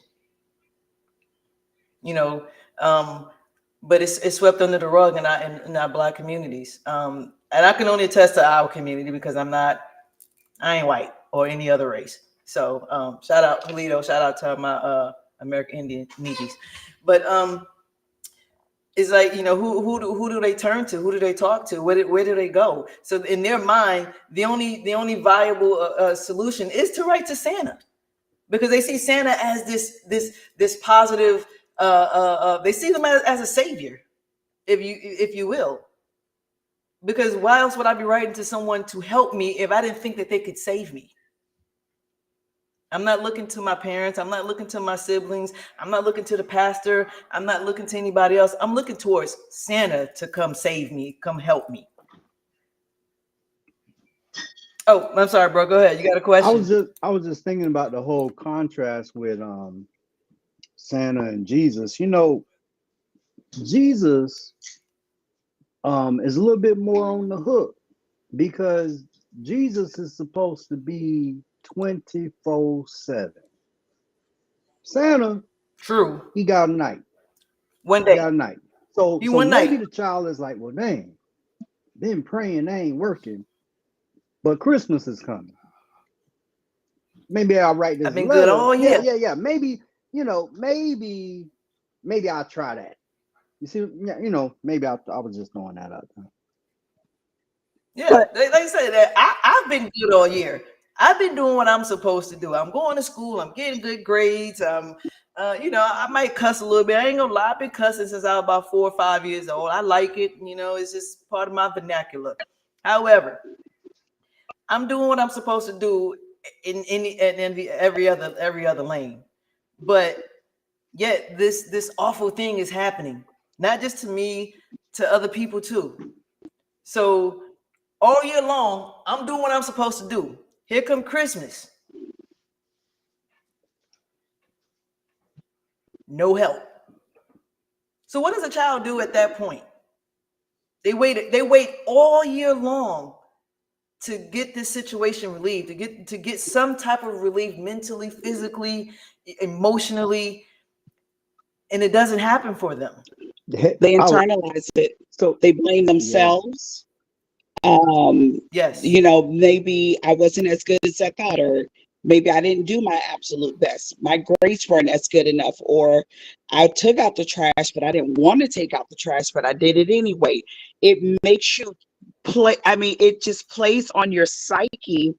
And like Chris said at the beginning, the damage that it causes in our communities when we have these expectations of these invisible beings and nobody shows up. And I don't want anybody to think we're just harping on, you know, the sexual acts that are committed, but food. How many children are hungry? How many people are hungry? Yes. And asking for Santa, you know, little kids asking for Santa, you know, we're cold, sleeping out on the street. Or my parents have cancer. Like there's the list goes on, and it's really unlimited, right? And then this child is praying and or asking Santa. And to Eli's point, you know, then we got Jesus on the hook. Santa's once a year, right? Like you said. But I'm in church 2-3 times a week. And for us, we were in church 6 days a week. And still all the I just rather go to hell some days. Right. And all of these things are happening. And how many our parents, everybody made fun of my parents when we were in church. As much money as my parents made, we always still seem to be broke. Right. And we never had a decent running vehicle. We were always stranded. We were always broke down. 5 children and 2 adults. Everywhere we went, we were sitting side the road, sometimes 2 and 3 hours on the interstate waiting for people, because the parents would have to walk to the nearest gas station or catch a ride with somebody. Because, you know, sometimes people back then, people were good, kind-hearted, and would pull over. Hey, you okay? Especially when they see a man with his family. And my dad would get a ride to the next exit. If it was too long for him to walk, he would catch a ride to the next exit. He'd have to take dimes with him to use the payphone to call back to the city to get for somebody to come pick us up. 7 people. You talking about pissed off? Never had a decent car. And the cold. And now they want to pay. Now they want children to pay tithes. Right. I'm like, what? They would have made out like a fat cat with us with 5 kids. Good God. Ooh. Yeah. But we mom and did have daddy an both work allowance. at the church. We did have an allowance. But we also had to pay tithes out of our we did. We had to pay tithes. My parents stressed to us, if you don't pay your tithes, you will be cursed. Yep. And as a what 5-year-old want to go to hell? Cursed? What? I know. I see Chris with your hand raised. Go But ahead, Chris. before you go with Chris, I just want to say this right quick. I remember one time I was probably like 5 or 6 years old. We were living in the Bronx, and I guess my parents, they had to go to work earlier than what they normally go, whatever. So this particular day, I get up, they're not there. Now my brothers and sisters was there, but I know the bald-headed whole shit that they do too. So I couldn't say, well, you know, they went to heaven too, or they, you know, because we all my siblings is here. So I'm like, oh shit, we all going to hell at this point, because our parents are not home, and I didn't know where they went at. I was so afraid that I was going to hell at 5 or 6 years old, because my parents decided to go to work earlier than what they normally go in. And the first thing that went to my mind, the first thought I had was, they got caught up in the rapture. And at 5 or 6, I think I'm going to hell because I ain't doing what I'm supposed to do. Y'all see the psychosis in this shit? I'm sorry. Go ahead, Chris. I just want to bring up one more point before we go off. Yeah. You said this in the shop one day, and the same thing Grace said tonight. I wonder if they are really reading their Bible. Because remember that episode when Michael was telling his mom that yes. Hold on, you said the same exact thing in the shop that your sister said. Yes. Juan Yes. said when Michael started saying how Jesus looked with the hair, wool, and Right. stuff. One talking about she ain't reading her Bible. And plain and clear, just like you did tonight. She ain't, Damn. cause Michael was reading the description of Jesus, and He did. the one she had on the wall was Jesus, and Michael was saying that's not Jesus. Jesus like Right. this picture here, and one is like, Black Jesus can go to hell too, because you Ali, you sitting by watching all of this take place too. Black Jesus, Puerto Rican Jesus, Italian Jesus, plaid Jesus. I don't give a damn, because all y'all sitting by watching all of this happen. all this Tom, So what are y'all doing? What y'all up there playing Monopoly? What are y'all doing? all that tomfoolery you got going on. I don't get it. I don't get it. I don't get it. I do feel that religion has done a huge disservice to us. And I'm not talking about just Christianity. I'm talking about religion in its entirety. I feel that it has done a huge disservice to us. Yeah. I have a One has question. something? I have a One more question. time. Yes, for I'm the- sorry. Go ahead, Grace. For the panel. Yes. It may be twofold. Okay, so we've shared a lot tonight. We've talked a lot. We put a lot out there. There's been a lot of thought, right? So the question that I have is, what has been more damaging, religion or the ideology? Because Santa is also connected to religion, right? Yes. But which has been more damaging, these myths and these, let me say this, this is actually not, the word myth is not what I want to use, the Western culture or the Western religion? But I would think that would go hand in hand. I would say because the Western culture is based off the religion. It is based off of it, yes, but we do see a difference though, because some of it is cultural, right? A lot of it is cultural. Like we were talking about at the beginning, we got Santa Claus, you got the Easter Bunny, and all of these other different things, you know, Cupid and all of this stuff, you know, that we see and celebrate here as Western culture. But we also have, and the reason why I separated it, culture versus religion in that respect, is because we also have where we grew up in New York, Wanda. There was a whole Muslim community. There was African spirituality. Oh, I wanted to be a Muslim so bad, not because of the bean pies, but the bean pies was on point. But at an early age, I saw that they had structure. They had uniformity. Like no matter what mosque you went to, and we didn't go to the mosque or anything like that, but we went to school with some Muslim kids. But it does, no matter which mosque you went to, they taught the same thing. They had structure, and I noticed that as a young child, and that's why I wanted to be a Muslim in addition to the bean pies. I think in both situations. You was a Muslim because you was raised in that. You was raised up in Islam. Yeah, so you can. I'm glad I had a chance to visit it. I just wanted to bring out a point. In both of them, they use both deities in the form of making people act like a control. So on the Santa hand, if you're being good, you're gonna get a gift. Okay, if you're doing good on the other side, you're gonna go to heaven. So it's kind of a way to kind of control people. If you're being good the whole year, you're gonna get this gift. If you're doing all your good things down here, you're gonna go to heaven. These are ways of making people in a way to try to live a good life instead of just telling them the truth. So let me ask you this, since you said that, I think we kind of done with the whole other part, but I like the flow of how things are going anyways. So can you repeat that last part, Chris? I think both of them are used as a way to control people to go a certain path. Like say for instance for kids, if you want kids to be good, you're gonna tell them that Santa Claus is gonna give them a gift.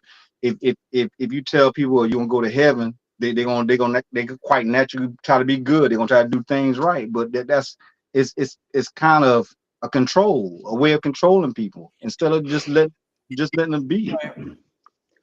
Right. So as growing up in church, and I think I can speak for Grace and Elisha, growing up in church,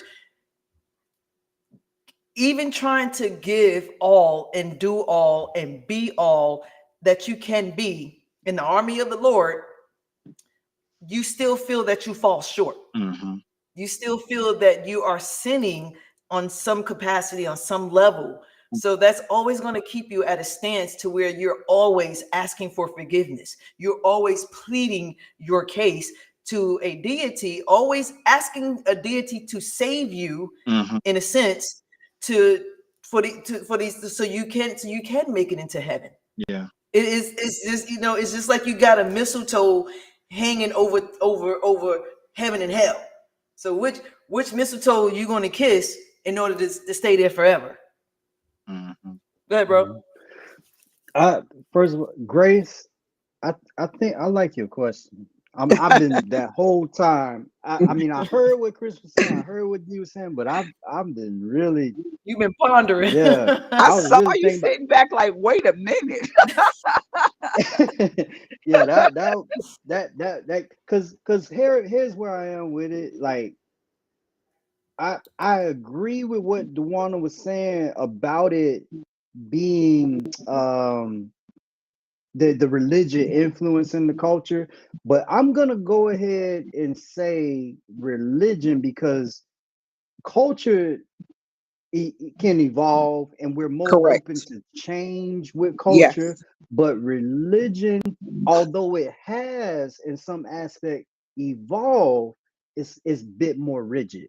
It's very rigid, and as it evolves, as the religion evolves, it kind of disappears. It's like, well, wait a minute, it's a whole nother thing is gone. And then you have within the religion, when you look at it and you have this book that is hundreds of years old, it really wasn't supposed to evolve. Let me give you an example of what I mean. There's a text in Peter that talks about women should not adorn themselves with braided hair and gold and all that kind of things. And the way that I used to explain that being a preacher was that, oh yeah, well, culturally, that's what the harlots wore and all that kind of thing, or they did this and they did that. But as we move forward, I'm pretty sure we can see the difference in religion just in when we were kids until now. And in some cases,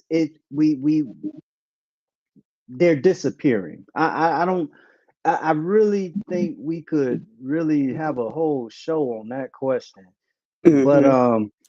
But yeah, I'm a side with the religion because religion is a lot more rigid, and we can accept that. We say, well, it's got to be this way, it's got to be that way. But in culture, I think we're a little bit more open to the change, or the evolving. Yeah. Well, why you doing that? Like, okay, so I'm going to go back to saying that I think it's a both, because when you were saying something, I was walking away, going to the kitchen for something right quick. But would religion change based off the culture, or would they play off each other? You don't think? I don't. The reason why I'm saying that is because religion, as the culture change, I feel like religion changes. And for my case in point is that, let's go back to, I'm gonna take two televangelists, TD Jakes and Creflo Dollar, right? So TD Jakes, years ago, he stood on firm that, he was against homosexuality because the Bible's against homosexuality. He preached against it and all this stuff. Creflo Dollar preached heavily on tithing and giving and all of that stuff, right? So now, fast forward, I'm going to say about 10, 15 years later, TD Jakes is doesn't matter whether you homosexual or not to go to his church or be a member of his church or love God or serve God, which I completely agree. And then now Creflo Dollar has changed his mind about tithing, saying that it's not biblical. So as the culture starts to change, because we see how children are, the young adults now are not, they're moving into an area where now it's all about the love movement of God. It's all about just, give from your heart, or just give your time, or give whatever you can give. They're getting away from that traditional rigidness because the culture is changing, because a new generation is taking over. While that is true, to Eli's point, religion is still at a slower pace of evolution. The culture is evolving more rapidly than religion is evolving. And then you're always going to have that group of people that says, I don't care how much the world evolves. I don't care how much people change. I'm going to stand on truth.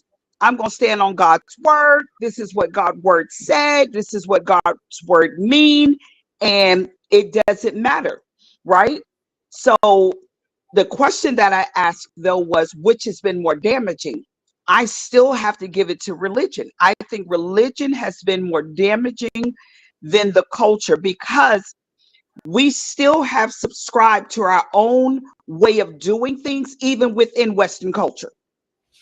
Yeah. Like we still have our own way. There's a way that Black folk, melanated, whatever you want to call yourself, we have a particular way that we move, period. Even inside these systems, even inside these cultures, we move differently. We eat differently. We could take two different households. They could cook potato salad. We could cook potato salad. It's going to be different. Somebody going to have raisins in this. But it's still cultural, right? But it ain't going to be us. Right. No. Do not put no raisins in my damn. We're not doing that. We are not doing that. No. Put the raisins in the oatmeal, not the potato salad. Right? So, but we still have all of this damaging commentary, because in culture, you really get to pick and choose, if you will. No, I don't agree with that. I'm not going to do that, or we're going to do it this way and we're going to do it that way. But in religion, because of that fear mentality, because of that base that we have in the fear mongering, listen, I don't need potato salad to go to heaven, but I need Jesus to accept me to go to heaven. So that's why I think the religion has been far more damaging than the cultural experience has been. We have a little bit more flexibility, a little bit more wiggle room when it comes to culture. But if you don't follow the practices of Christianity in the way that most people accept it to be truth, you are doomed and damned for hell. Period.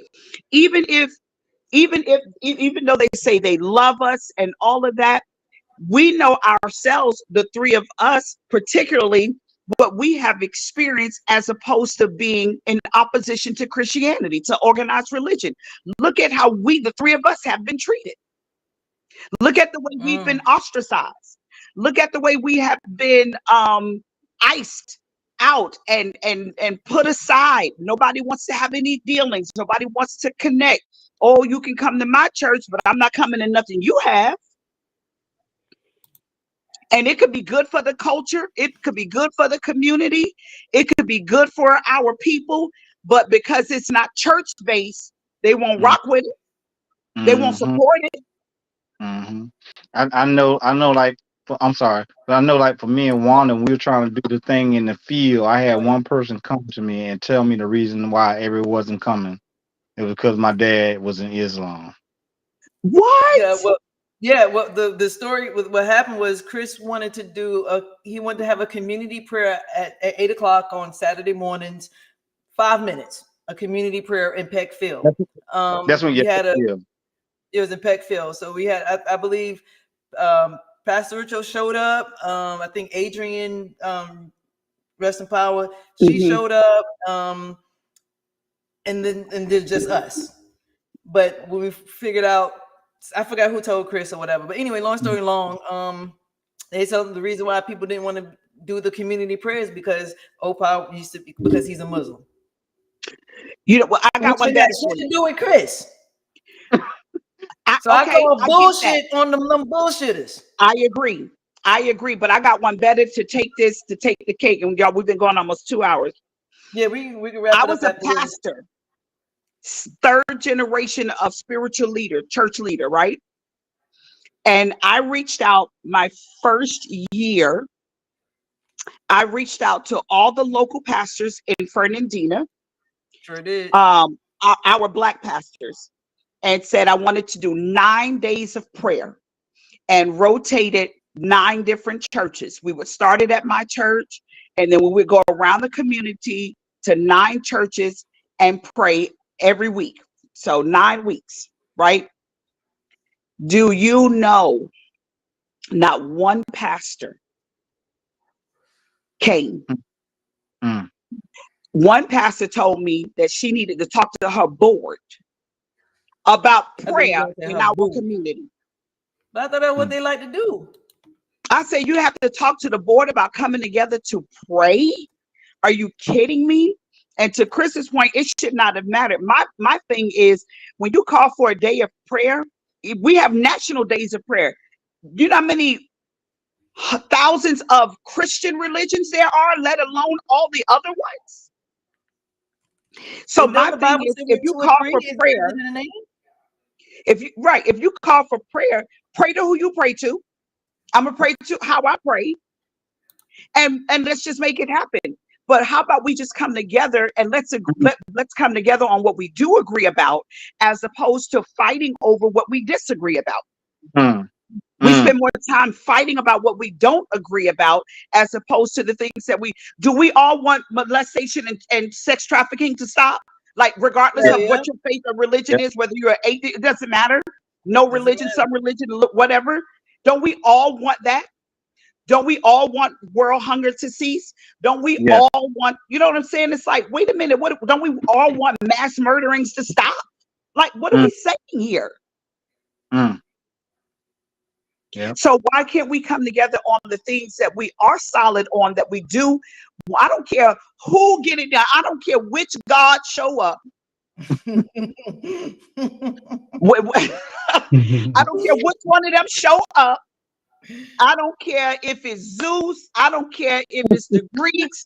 I don't care if it's the Muslims. I don't care who it is. Whoever can get the job done. Right, Grinch. Pinocchio, I don't care who it is. Bring your ass. Come on and let's get this thing done. So, yeah, religion has, man. Again, Grace is a good question, but the reason is going to be like people like what I was in, Churches of Christ is very rigid, changing now because they get in certain things. But like Second John, I'm gonna leave y'all with this. 2 John 1, and I think it's verse 10. If any come unto you and bring not this doctrine, receive him not into your house, neither bid him Godspeed. And this is why I go back to, like what Grace is saying, with the religion being rigid, because there's a bunch of people that would interpret that differently, but doctrine is simply a teaching. So if you are teaching something that is different than what I teach at my congregation, some people can interpret this to mean I can't be dealing with you. And that's why it's self-destructive even within itself. Culturally, and like with TD Jakes and all them making they change, well, some will argue, well, that's them changing. The scripture ain't changed. I know if I was still in the pulpit, that's what I would have been saying. Oh, well, you know, TD saying this, but we gotta stick with the word of God, and the word of God say you can't be gay and do this, and you can't do this and do that. So you basically saying, as long as we don't bring religion up, like you're saying, a lot of times people come together and have different religions, but but they go to partying. They go to party. They go to different functions. Thank you, and Chris. Thank you. Bravo. Now, I'm not gonna do that with my good Christian friends. Now, nope, because God has said to them, the Bible say, confess with your heart and believe in your soul, or whatever that scripture go. So they confessing with their mouths and believe in their heart that Jesus is Lord. They confess their sins. So and that's fine. Y'all can't but say what Chris is saying, but what Chris is saying, I'm making a joke, Grace. I know, but to his point, okay. He's saying, wait a minute, we don't have no problem coming together to party. You don't ask nobody. Exactly. Right. You don't have no problem at the club, right? You don't say, oh, I listen to rap, you listen to R&B, so we can't party. No, we just gonna listen to some R&B first, then we gonna listen to some rap. Okay. Right? We make it work. We blend it and we make it work. Then you got people the liquor drinkers. Oh, I don't drink dark, or I don't drink but number white. Okay. That's fine. We have a little bit for everybody. We got beer, we got wine, we got brown lick, we got white lick, we got what everybody likes. We do it in every sphere of Don't forget the weed. Don't forget the weed. Oh, let's not even talk about the hey, shut up.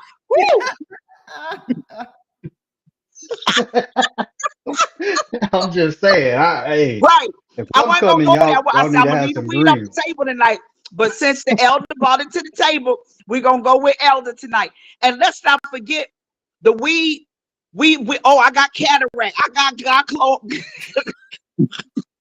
We coming with all kind of ailments right now. Y'all can't tell. My eye hurt. It's time for me to go. We have all kind of ailments, and we use the scripture for when it fits us. When it fits us. I had this one guy, this pastor, he told me, I said, well, how we gonna make this thing work? Because I like to have sex and you're a pastor, and your Bible, your faith teaches against premarital sex. You know what he said to me? Oh, as long as it's covenant sex, I'm good. I said, what scripture is that? Wait, what did he say now? As long as it's covenant sex, he's good. I said, what scripture is that? Please take me to the word. And that when a husband and wife is together? I'm just telling you what the conversation was. No, I'm asking for clarification. No. I need to know just in case I run into a situation like that. I can't answer that for you. I'm just telling you what the conversation was. And I said, wow, covenant sex. I don't know. I don't know what. And I was like, okay, that's how we gonna get by with it. Okay, we gonna call it covenant sex. Wow. I said, isn't it still fornication? That it is, because you're not married. Because what covenant did we make? Right. Not necessarily married, because there are many covenants that you can make. But what covenant did we make? Let me ask y'all this right quick. I know we wrapping it up, but I know this is it's still religion. Let me ask y'all this, because Grace, you just made me think of something. In the Bible, there was no marriages per se, like we see. There's no marriage certificate, no wedding bands, none of that. You say, hey, I'm betrothed. This girl's betrothed to me. I'm betrothed to her. Blah blah blah blah. Some of them didn't even know each other until the night of the wedding, the day of the wedding, right? Mm-hmm. Arranged marriages, which was perfectly acceptable in God's eyesight, right? Right. So why is that not acceptable now? Why is it that people who live together, cohabitate together, or what the government deem as communal? What's that? What is it? I can't. I know what you're talking about. Go ahead. Oh Lord, what's with the fake marriage? What's it called? Common law. So when you have so that was common law even in the Bible. What we consider that was common law, which is what we consider today, which was considerable and honorable in God's eyesight, right? Why is that not considerable and honorable now? Why is that now ostracized? Wow. It changed. The laws changed. Just like marrying your sibling in the Bible was legal to preserve the bloodline. Well, that's where we all come. We all come from Adam and Eve. And if we all come from Adam and Eve, then wouldn't that make Jesus our brother? And wouldn't that make Adam and Eve brothers and sisters and not husband and wife? We'll just go. We're not even gonna go there. Yeah, I don't agree with that at all. But I want to before we go, and y'all forgive me, because when we start off with Santa Claus, I want to throw this up because Grace said something and it made me think about Christians and their forgiveness when he was talking about everybody getting together. Now, it's supposed to be all sins that Jesus took on that cross, and I hope the Christian people see this and think about all sins. There is no exception, not one, not any. Okay, what you gonna do with pedophilia? Right. Because when we talk about the Santa Claus thing, I thought about that and I was like, they have to realize, and the reason I bring that up, because for a lot of them, and rightfully so, that's a hard one. That's a hard one. Now and then with the scripture I brought up before about forgiving, Christian, this is my thing to the Christians. If you can't forgive that person, your heavenly Father will not forgive you. That's book. That's Bible. That what Bible say? That is Bible. That's what it say. That's what it say. It got to deal with it. Hey, But Hey, but before I forgive you, I got to cut something off first. I can forgive you after I cut it off. That's not what God would do. Boy, look. That's not what WWJD. Yeah, that's. I'm you ain't doing what God say do now. I'm about to be out, y'all. We gonna. I appreciate you. We about to end it. I got a video to show for y'all right quick. So okay. That's why I was telling y'all to keep talking for a hot second, because I was if y'all have anything else that y'all would like to say or talk about right quick, please do so. I'm just getting this video ready. Elijah, thank you for joining. Thank you for coming in tonight. Thanks for inviting me. Appreciate all of y'all. Good to see y'all too. Good. I didn't get to see Grace, but it's good to hear your voice, Grace. You guys, we'll let Grace go first. Closing words. And I'm going to mute everybody else that way, because I'm going to be using these pieces as separate pieces to upload on YouTube. All right. Okay. On you, sis. Had a coughing fit. Excuse me. Oh, it was a pleasure, as always. That's the devil. Excuse me. Oh, thank you, Tina. I didn't know. Appreciate it. But no, it's been a pleasure and an honor, as always, to share the platform with all of you amazing, beautiful souls. I just always hope that these conversations lead us all to more thought, right? To realize what we're putting out, how we're raising our children, how we're raising each other, what we're putting out into the universe or in the spirit world, these types of things that have been so damaging over the years. And I look at our children today and I wonder how in the world are they going to lead us? It makes me nervous with some of the activity. It's like there's one end of the spectrum to the other. It's one extreme or the other. There's I'm not seeing a real balance.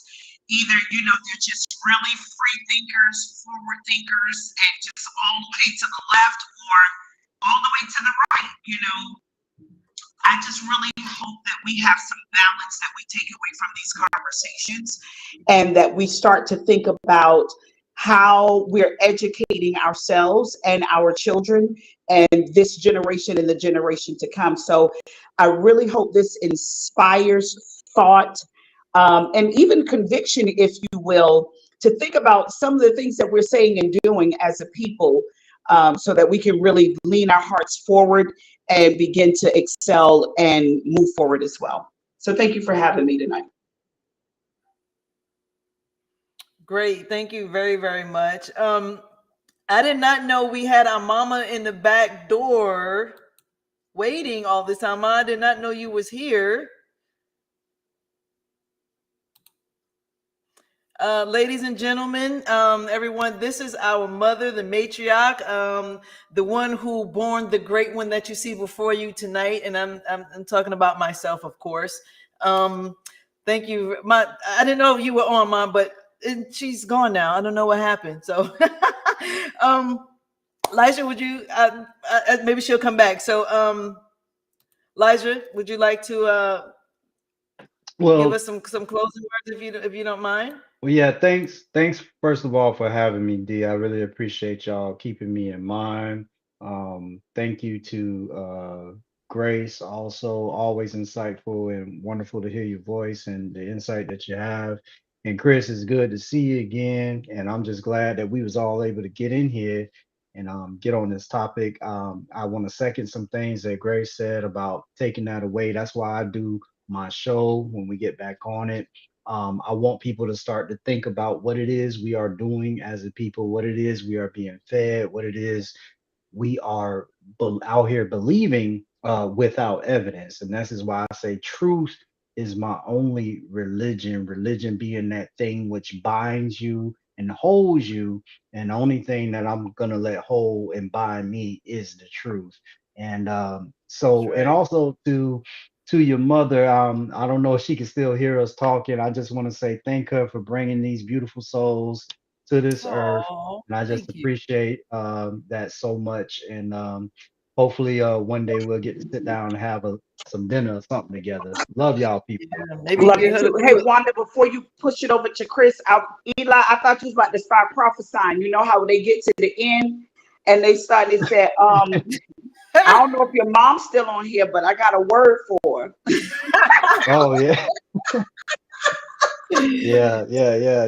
I just never been one of them preachers. But yeah, I definitely respect my elders. I feel like I can learn so much from all of them. And just seeing her on here, just her sitting here and listening to this, to me is an encouragement, because you don't find many of that generation that will do this type of thing. Absolutely not. Absolutely. We're going to turn it over to our other co-host, Chris Wilson. I know you're a man of very few words.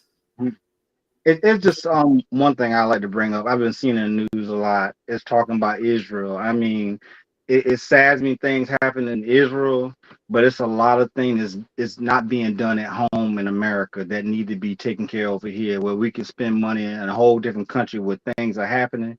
It's things happening right here in Jacksonville, Miami, New York, California, where we have a war going on over here that needs to be taken care of before we take care of somewhere else. You know, that's my thought on it.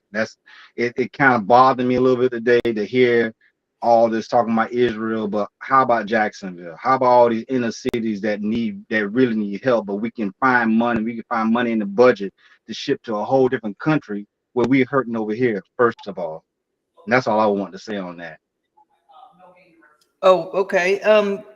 Anything else? You give me 1 second. I'm just finishing up this little piece. I'm sorry. I enjoyed everybody tonight too. Thank you so much. I definitely did. Definitely. I talk. I know you're not. But let me I am coming. I'm sorry. I should have had stuff ready, but because I know you don't talk much. D, why you still doing that and you Thank need you. time? Gotcha. I'm gonna go ahead and put the plug in. Like I said, since then I've become an author. I'm trying to get used to claiming that. So I do have that that little electronic book that for those that are, and it's not just about cannabis and meditation. It teaches you how to combine it, but I have some other things in there about meditation. And I'm looking now into this hypnosis thing. I don't know if y'all know anything about that field, but giving yourself suggestions and working with your subconscious it's helping me. I know that. So I try the stuff first before I tell anybody about it.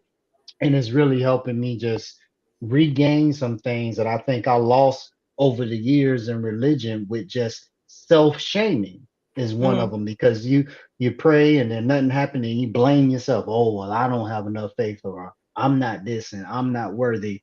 Some of that stuff has to be undone so that you can get past some other areas. And so I'm doing that work myself. Absolutely. That was one of the biggest challenges that I've experienced in exiting religion, is the things that belong to me, the gifts that come from source or spirit or the universe. I tried to give it all back, thinking it belonged to the church only. And so I'm leaning into all of my spirituality. I'm planning to go, I want to do it before the year ends. I was supposed to do it months ago, but there's a lady that, an oracle that I go to in Jacksonville, and she does hypnosis. And I want to do past lives and walk through that. So I'm looking forward to being hypnotized. I'm like, oh my gosh. Now I've astral projected. I've traveled in the spirit realm. I've done that.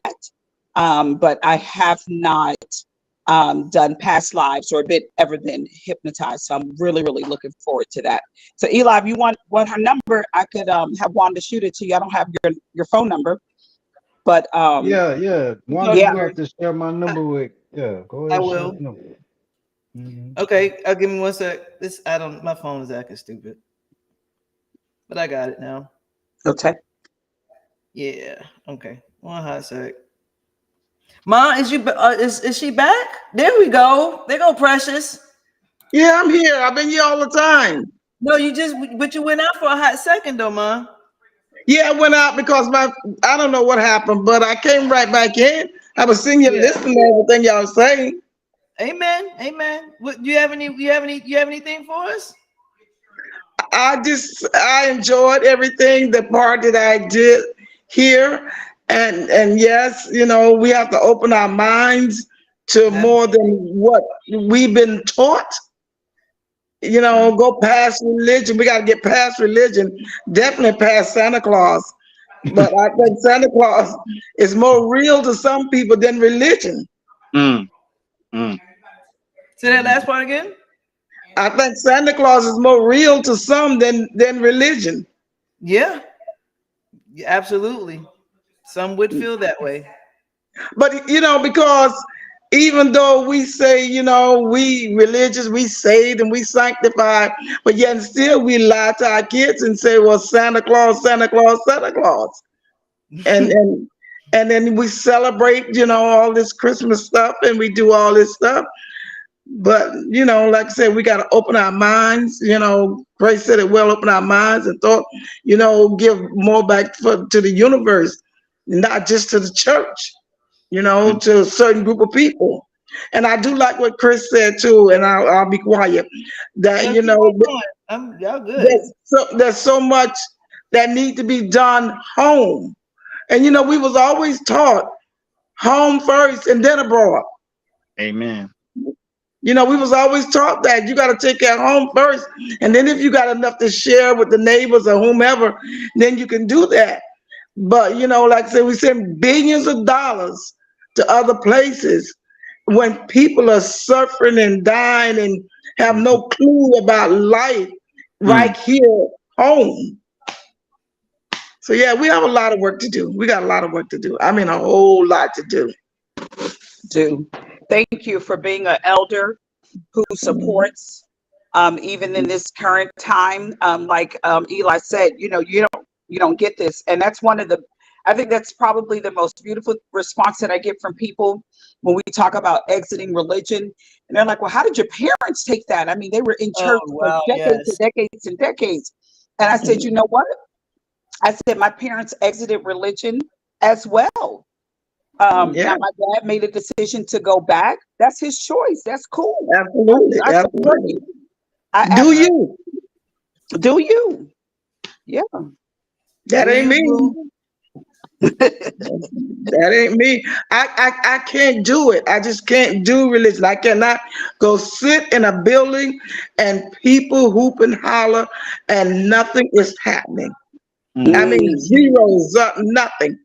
And Grace asked my husband, her dad, rather, what was the message? And what was the message, Grace? Don't stop praying. I don't need nobody to tell me what that. Want to make sure you make sure you cut this bottom part out of this conversation now. Why?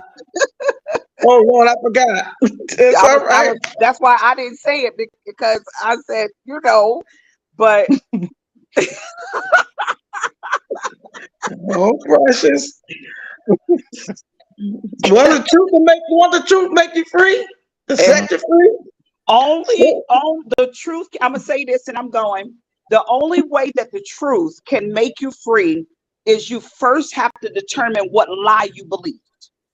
Come on. See, that's the part we don't want to deal with. We just think, people hear the truth every day and still don't accept it because they have not marked it, or in school, how you had to match column A to column B. Yes. Right? The truth is in column A, but you have to find the lie in column B. And then you can become free from the truth. You have to identify the lie first. Well, that's it. I'm done. Yeah, stick a fork in it. Okay. Yep. Well, we're gonna close out here. Can y'all see me? Yes. Yeah. Y'all see me? Yeah, we do. I'm sorry, that was funny to me. I don't know. But no, I just thank everyone for tuning in, whether you looking at the replay or watching live or watch from the beginning or a little bit of it. We thank you guys for tuning in. We appreciate you tuning in. We appreciate you for having an open ear and open heart. And like Grace said, we hope that it inspires someone to maybe have a different view, to think of what we're saying, and and not that we do hope you understand. For those who's watching, and if you're religious, we do hope that you don't think that we're said anything that was hurtful or harmful to your belief system or anything like that. But as our mom said, we have to start looking at things in a very, very different way. We have to start seeing, as my sister said, match up the lie with column A from column B, and see where things went left or went right for us. Just be you. Ain't no heaven and hell that you're gonna be put into, because it's all stems from the mind anyways, in my opinion. So I was trying to get the video up, but I can't find it. So we're just gonna go ahead and close out in Jesus' name. Actually, I think I got it right here. Hold on. I don't know why it's taking so long to pull up, but it's such a funny video. Like I really have got to see this joint. Post it to the We Call BS website. No, I'm gonna have to, because it's not, for some reason it's not showing up. And I bet you as soon as we get off the damn thing, probably show up. I bet you. But we thank everybody for watching. Appreciate you guys. Great evening. And we're gonna go ahead and close out with a great night. Peace, love, and light. light. Good night, y'all. No, I was saying good night. Good night. Good to see everybody. Okay. Yeah, good night. Good night. Love y'all. Love you. Love you too.